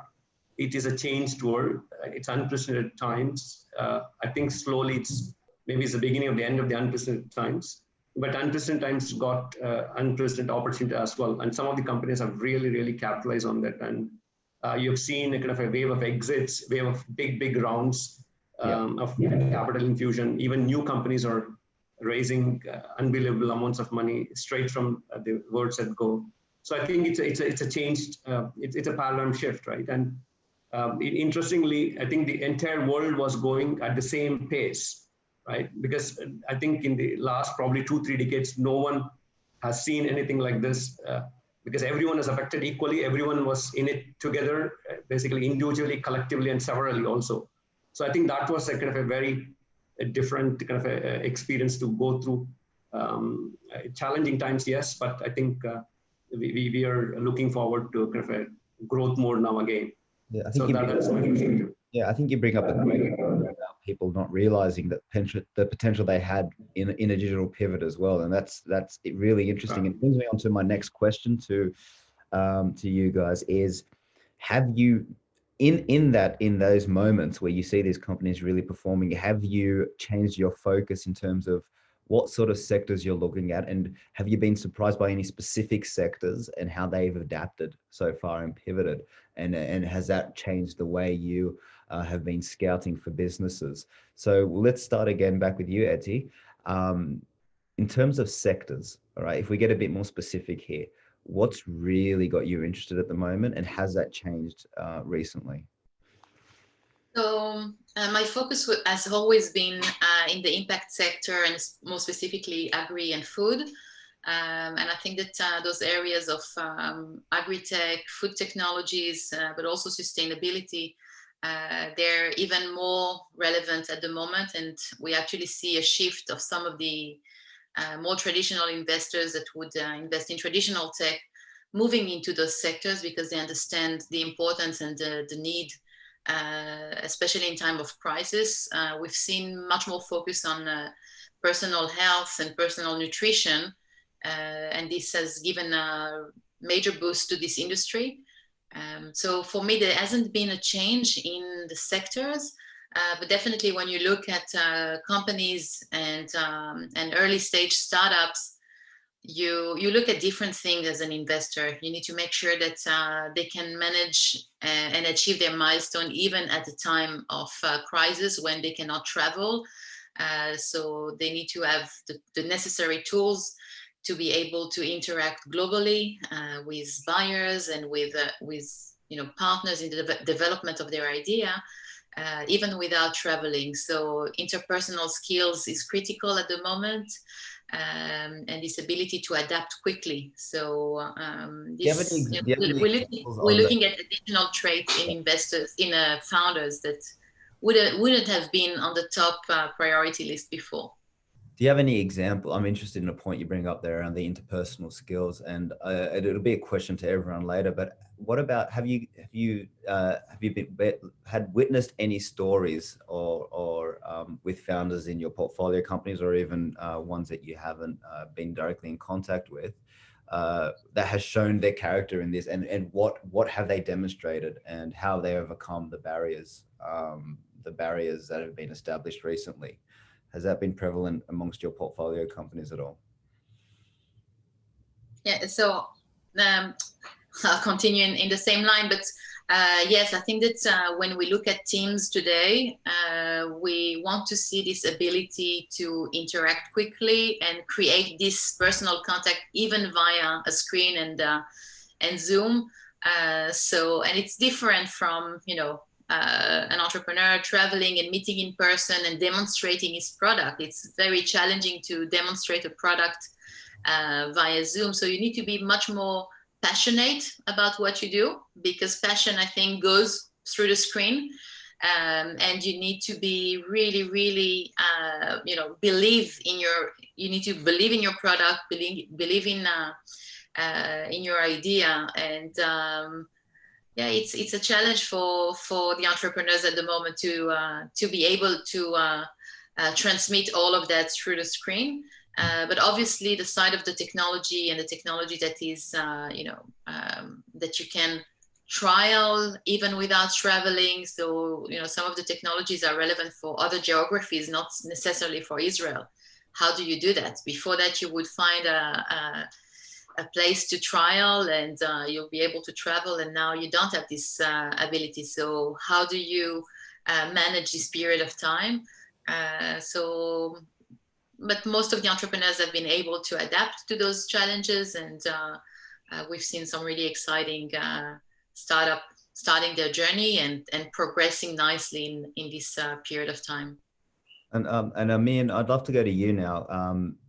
I'm interested to know if you've seen any, we'll talk about sectors in a second, but have you seen any displays of characters in the founders that you deal with that has really gotten them through these last 12 months? Because I understand, I'm pretty certain that the people watching this video, once it's streamed, will want to know from the investor's perspective what you guys are looking for in terms of character beyond business, because I understand that's a very important factor in your investment decision. So what if you don't have any specific examples, what are you looking for from a character standpoint with the founders you deal with? The key thing is about the team and is about the people, because if you have talent and skills and the grit that you need, because if you speak to a founder and co-founder within the conversation, if their eyes don't blink when they're talking and you see this amazing energy, then they're gonna die out in a long marathon of 5, 6, 7 years until they see the light of scalability. So that passion and match it with the core skills. This is the beauty. This is the beauty that you want in the beginning. And if they have a deeper listening capabilities and coachability, then this is what you need. Because if you listen what the market needs and you adapt and you go in quick sprints, then you can be responsive and adaptive. And this is what the game is about. It's not about implementing what you have in mind, is basically being responsive to what the market needs. And if you have those acuities, then, thumbs up. And we've seen this happening on both ends. Those who want to project what they had as a business model rather than shape the business model what the market needs. And we saw both, one struggling and dying out and one beautifully shining. And this is part of the risk that they take within their ventures. And of course, it's the learning curve, right? It's a learning curve. That's it. I really like how you've delineated that. And for anyone going to the Qatar Incubation Center, don't blink or Amin won't look at you. But going forward, and I love that. I think it's really true, and I think you give great points there around the importance to be adaptive. And there's no better time to demonstrate that than now. Ruchi, from your perspective, characteristics of a founder. Do you have any specific stories, or do you have any specific preferences? Yeah, I have a specific story because it happened with one of our portfolio companies. We invest mainly into the healthcare sector. So when COVID hit, there was a lot of disruption happening in the healthcare sector. A lot of people were entering into PPE supplies and all. So this particular company is doing like genetic testing and microbiome testing. So even though COVID testing was something that doesn't really fall into their domain, but they went out of the way to create a new revenue stream, and that was really exciting. And they supplied to different countries as well, not just their own country, but like they exported those COVID kits, like the immediate rapid COVID testing kits. They exported it to various countries, and they got it branded in their own name. So that actually shows the resilience of the founders, and how willing they are, because logistics was so disrupted. They were not able to ship the normal kits, but they were definitely able to supply in bulk the COVID testing kits, because that was the need of the hour. So they made a lot of revenue on that, and that was something that was really commendable, because like otherwise, like most of our portfolio companies at that point in time, when COVID had just come around, they were just even like they didn't even know what to do about it. But this particular company just stood out of the way and made a huge revenue on those kits. That's a great story. And I'm sure there's many stories like that out there as well, of this incredible resilience and adaptive powers, which is just, obviously been rewarded monetarily in this case as well. Madhu, I'm interested to know from you, how have you seen yourself change in these times? Let's go back to the entrepreneurial hat here. Have you had to demonstrate certain parts of your character to get through the last 12 months? And if so, what can you pass on to other founders? Yeah, sure. I think, as I say, right, passion and perseverance are the two P's, which is very, very essential to be an entrepreneur. And entrepreneurship is always a marathon. It's not a sprint. But not many people understand before they realize what they signed up for. But I think, fortunately for me, I have been an entrepreneur for the last 25 years. So I've been traveled the road less traveled, started my first company in Israel, lived there for some time before I moved to Costa Rica, and then I lived in Singapore, and then last 3 years I've been based out of Dubai. So I think along with the passion, perseverance, what I found, what makes the difference, ultimately, companies tap into the founders and management teams and investors and advisors network. So we have actually articulated, I've been subscribing the 3 capitals, like what every entrepreneur is required: human capital, financial capital, and social capital. What I talk about social capital is a level 5 network. Level 1 is acquaintance. Level 2, alumni, whether studying or you're working together with someone. Level 3 is you have done a transaction with the alumni. Level 4, you have been working with them for the last 10 to 20 years, and level 5, 20 to 30 years. So whoever can tap into the level 4, level 5 network, the trust is inbuilt. Like in the financial world, trust is the coin in the network.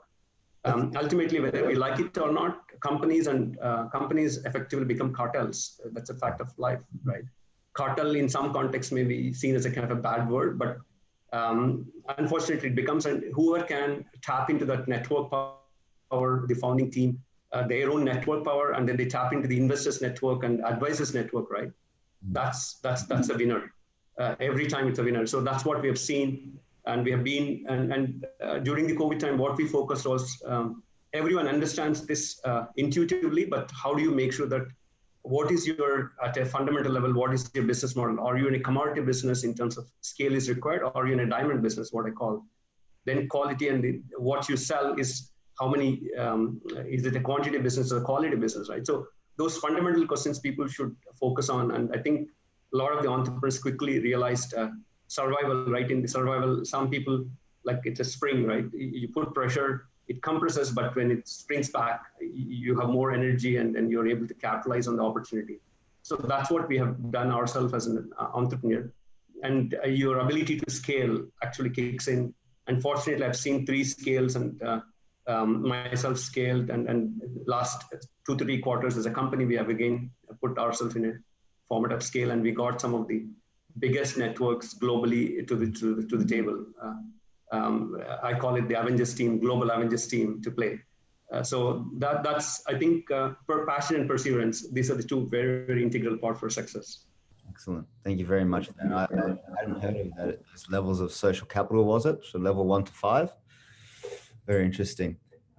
Eti, I've got a question more specific to impact investing. I want to know what the perception of the market is at the moment, you know, amongst LPs and private investors and yeah, I mean, professional investors in general. And I'll do this again with the other panelists too in their respective areas within venture capital. But with impact investing, what sentiment, I hear it all the time now. We deal with obviously we deal with founders all the time and investors, and it's become a very, very common term.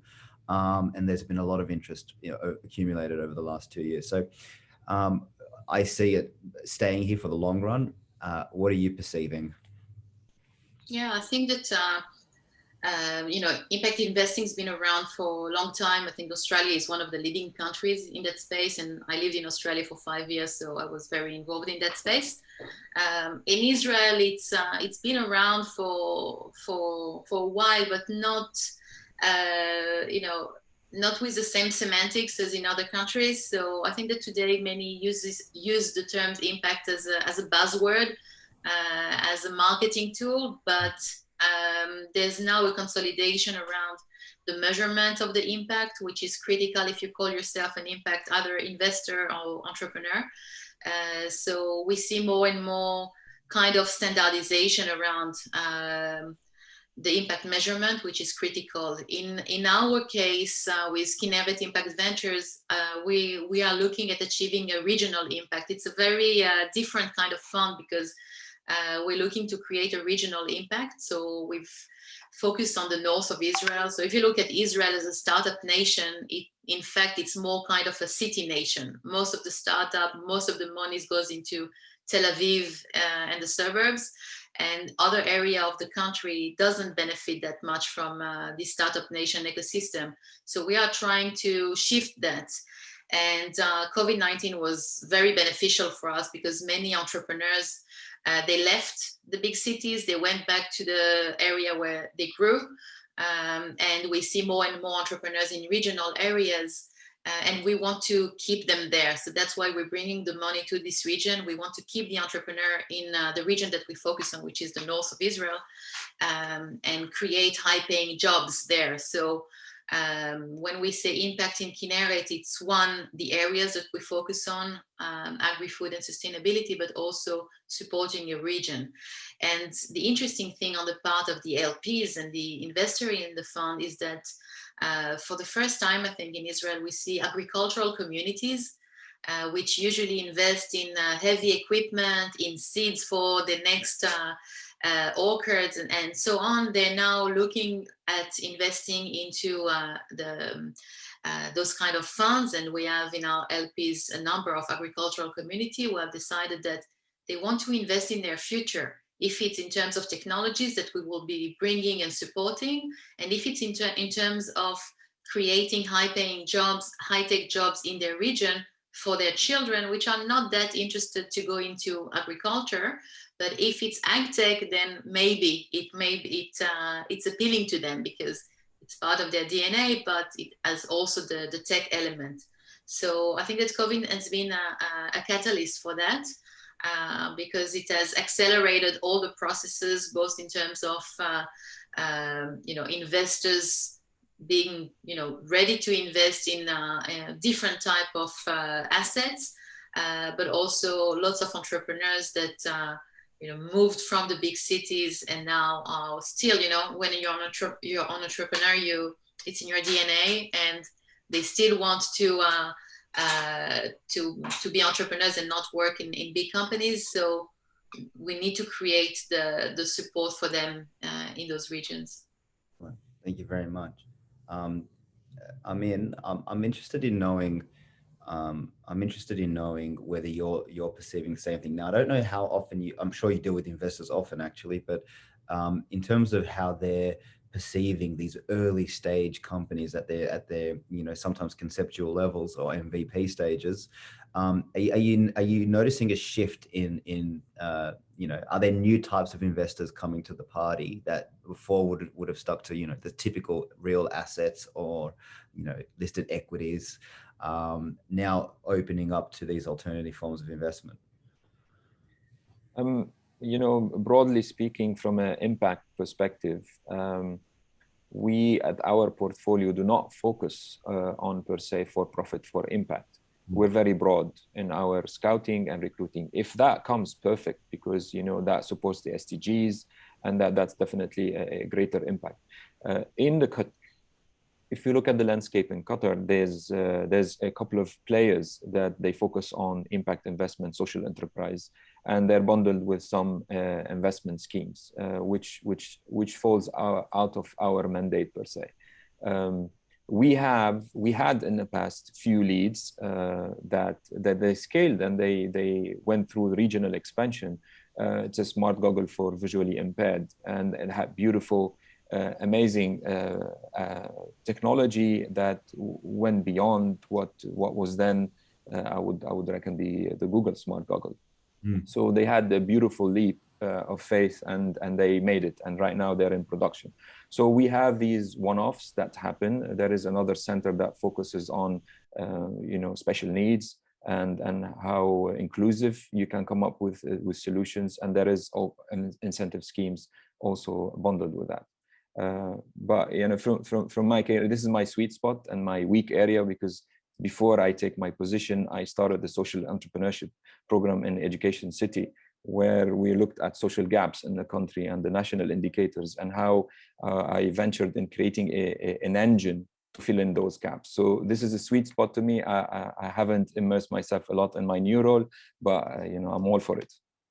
Excellent. Thank you for that.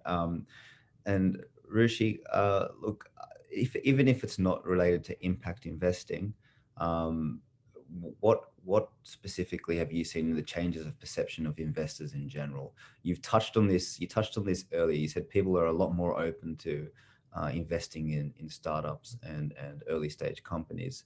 Who are these investors? Are these professional investors? Are these people who typically are these retail investors? Can you give us a bit more information on that?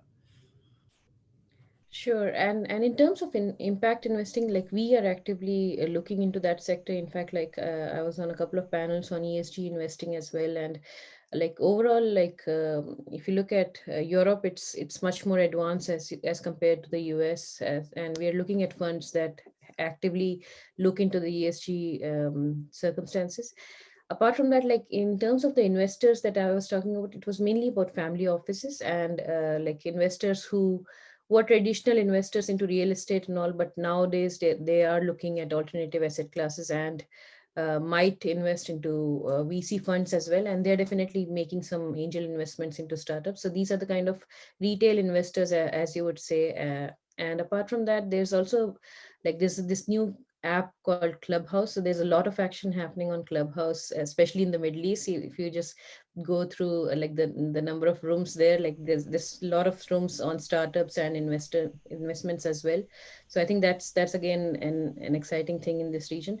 In terms of ESG, this region still has to mature a bit, and but people have started to ask questions, especially from fund managers, about the metrics of ESG, and especially the government funds out here, the sovereign wealth funds and all. They are actively looking into ESG.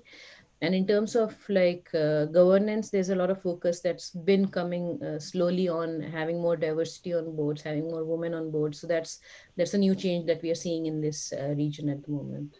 Excellent. That's good to hear. Madhu, I've got a question for you around perception of markets. So you're more than welcome to jump in on that impact investing discussion as well. But another thing is your perception on markets as an entrepreneur. What's your process of spotting this underlying themes and understanding that it's going to be more than just a buzzword or a fad and capitalizing on that mega trend? I'd love to hear your perspective on that. Sure. I think the mega trends usually are cycles, right? It's when you talk about fads are always like they come fast and they disappear fast, right? And cycles has its own times, right? And some people are able to kind of spot typically, right? If you look at investors, they make the money most of the money is made when you're able to kind of start a industry or start a cycle, right?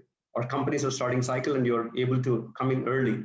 And then when you're aggregating, right? When you're aggregating also, you can make a lot of money because in a different context, it's the pendulum always swings to extremes.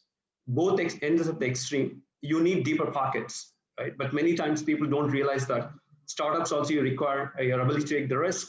And then when you're aggregate enough, then you're able to create the law of average, but people don't look at it from that kind of perspective. So the pendulum swing is always a cycle, right? The pendulum always swings to extreme. So whoever is able to understand both the macro and able to capitalize on the micro trend, right?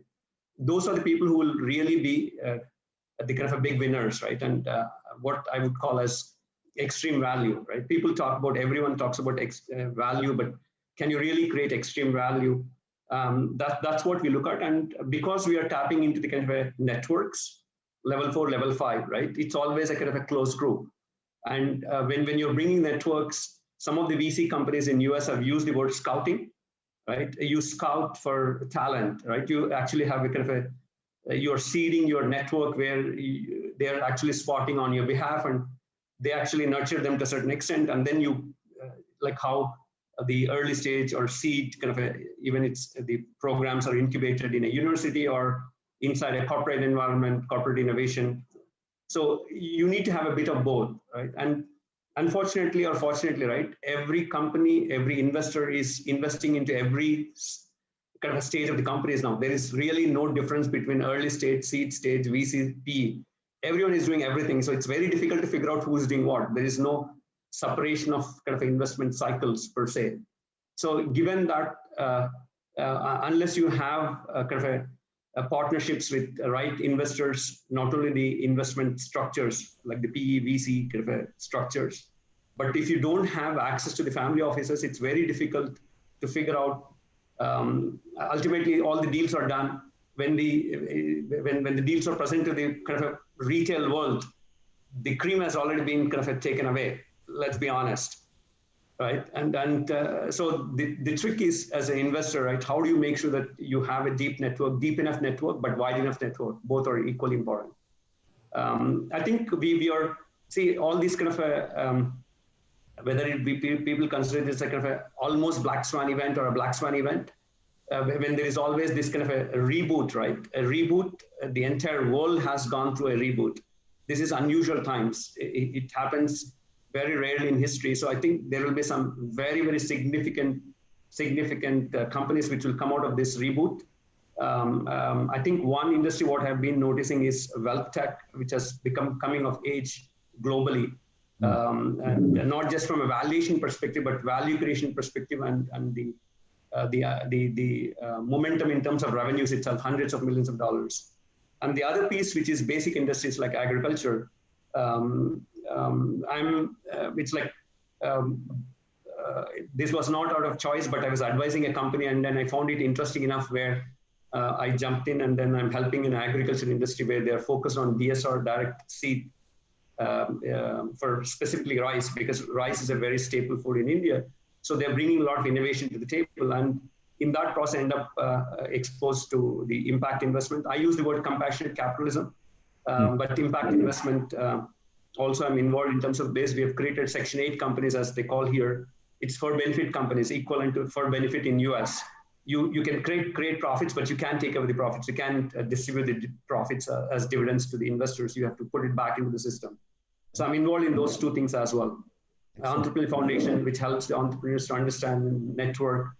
And then second piece is agriculture, which can bring in the CSR monies and the impact investors money to make sure that you subsidize the cost of innovation effectively. Excellent. So that was, what was it called? Compassionate capitalism. All right. So that's compassionate capitalism. Nice. All right. So we're obviously coming towards the end of this roundtable, and I think the insights, well, when people watch this, they're gonna, the insights being delivered are invaluable. But I want to do one quick around the table discussion, and I think speaking to nearly around 60 founders a month, we sort of understand what their fears are. So let's talk to the fears of founders for a second. One of their major fears is presenting to you guys, investors. Okay. And so this is sort of my chance to ask you directly a very, very simple question from your end, because it matters on your own perspective and your own preferences. When you see a founder present and they have their typical pitch deck, of which I think you guys have seen a multitude before, what slide speaks to you most and is of most importance to you, and why? And if we could go around to each investor now and have that explained, I think that'll do a world of wonder for our founders watching this live stream. So starting with you, Eti, when someone presents to you, which one strikes you and why? So I think that usually I will, like Amin said, I will look at the team.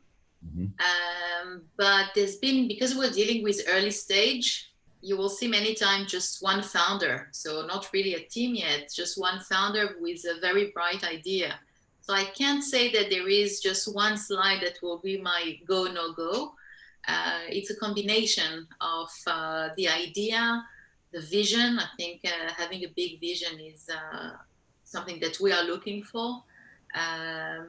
But in many cases, if I see a really good team, I will put less importance on the idea, because I know that this is a team that can deliver, and the idea can be modeled a bit, can be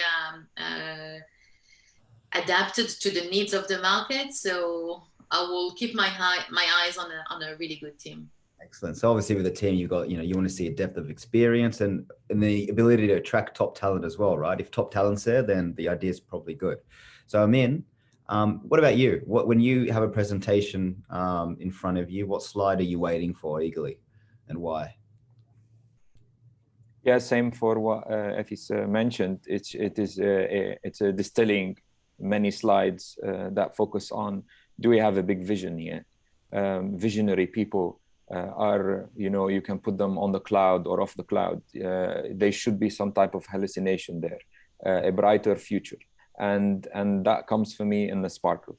The skills, definitely, if they lack skills, technical or soft skills, that is easily recognizable for us. Hard skills, when you don't have the needed human capital to understand and execute the needs, that's easily recognizable. Hire your weaknesses. In terms of personal skills, also you can see their ability to communicate, to work with their team members, to create an interesting energy and early stage culture, but what matters for me, besides those two most important parts, is the attitude of relentlessness, the attitude of the marathon. I'm not, as Angarus mentioned, we're not in sprints.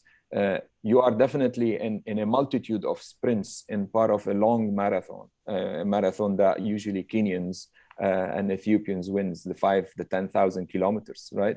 And that type of thing, you need to see how they're exploring and expediting the market to always look at unique selling points and unfair advantages. And that attitude within speed of go-to-market and access or democratization of technology, it's hard to retain unique selling points, right? Because competition is 6 months away.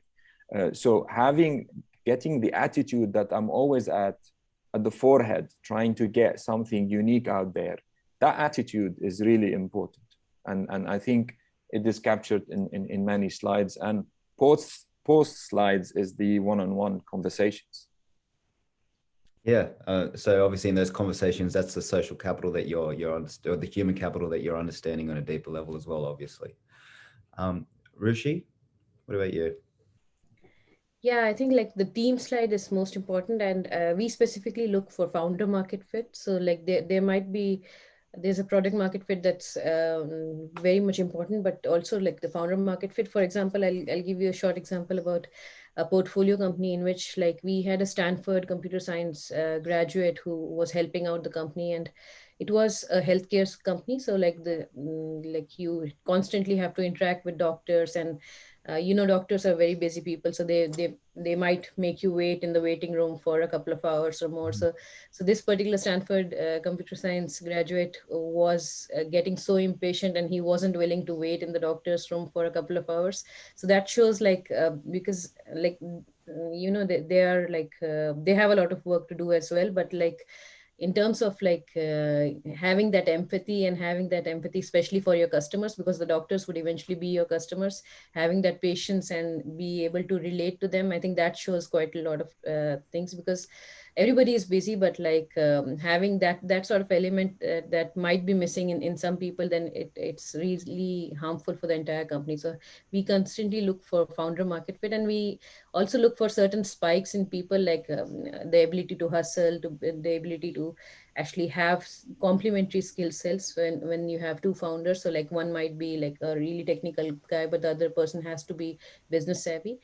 And it's really important for the founders to be able to raise funds later on as well. So it's important that they have that ability to actually present themselves in a good way, because like especially in medical device companies, the companies go through multiple rounds of fundraising before even getting any revenue. So like it should be like up to the founders to have those skills that would actually complement each other and be able to fundraise at the same moment. I like that term, so founder market fit. That's excellent.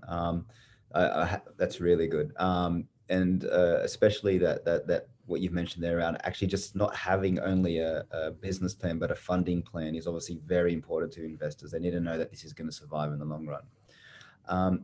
Madhu, to finish this off today, let's talk about I'm sure the multiple investors that you spoke to in your early days, and I guess in those presentations when you had to really sell your idea, what worked, because you did it. So it'd be great to hear from you. Sure. I'll tell you my own story as an entrepreneur. I never raised money. I was fortunate to have made money. What I look for is entrepreneurs who have the ability to use the money and make money, right? Because the key part is, like, say, your ability to raise money for funding versus your ability to raise money through sales. Both are equally important. So as an entrepreneur, fortunate that I did not get my first check. I thought I was the smartest kid in town, but fortunately, you had to go through the lessons of life, and then you, as an entrepreneur, became very successful. Even if you raise money, if you don't know how to make money, you have a lot of stories, like, as they say, right? Like there's endless stories where people raise billions of dollars, and then before you realize, billions are gone, right? It's to every entrepreneur I will use the word wealthy entrepreneur. Every wealthy entrepreneur will vouch. It's a lot of sweat, blood, and tears to create $1 million sale, $1 million profit, $1 million dividend, right? It's a 3M philosophy I talk about. Show me $1 million sales, show me $1 million profit, show me $1 million dividend. These are very, very hard. So what I look for in companies or in founders and teams is, do they have the ability to think big, but start small, right? Thinking big is very, very important, but you have to start small. Everything starts with an idea, and how do you create the idea into kind of an actionable item, and then a lot of things goes into creating that idea into kind of a reality. And then what I also look for is authenticity, right?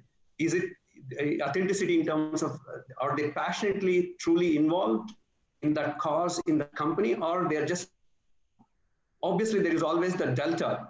The delta cannot be so big where they're just in it for making money, or they're just in it to raise the money. It's very, very key for me because every true successful, greatest entrepreneur, they always had the pulse of the customer, right from Steve Jobs to even the mavericks of today's world. They understand the behavior of the consumer. You need to understand the pulse of the consumer. Otherwise, there is no business. If there is no consumer, there is no business. Whether it can be as much a charity, right? So those are three things very important for me. How do you think big? How do you start small? Authenticity, and then over a period of time, entrepreneurs learn, like I had to learn with a lot of hard work and practice, is you have to know how to communicate well, precisely, and concisely, right? Your idea. It's how do you capture the imagination, and how do you capture the attention of the audience in the room in a split of a second, right? So you have to learn to be a great showman or showwoman, as I would call, right? It's very, very important to grab and attention of the consumer, attention of the investor, attention of your team, because you have to tell a story. And the story is reality. When the story is real, then you don't need to sell a story, right? Story is authentic. That's what we look for. I think that's a great point to end on, the untold deaths of good ideas because of ineffective communication. Guys, this has been an unbelievable panel session in terms of insights. I think it's been very genuine and authentic, and it's really good to see these real insights be diffused amongst the audience. So for those watching, As you can see, the framework is in place in this region to thrive. The investors are very open about what they're looking for and what they look for in terms of character, in terms of company, and obviously in terms of presentation. And I think that's been made very clear thanks to all of you. And I appreciate having you all on the panel today, and hopefully we speak again soon. Thank you. Thank you very much, Sydney. Thank you.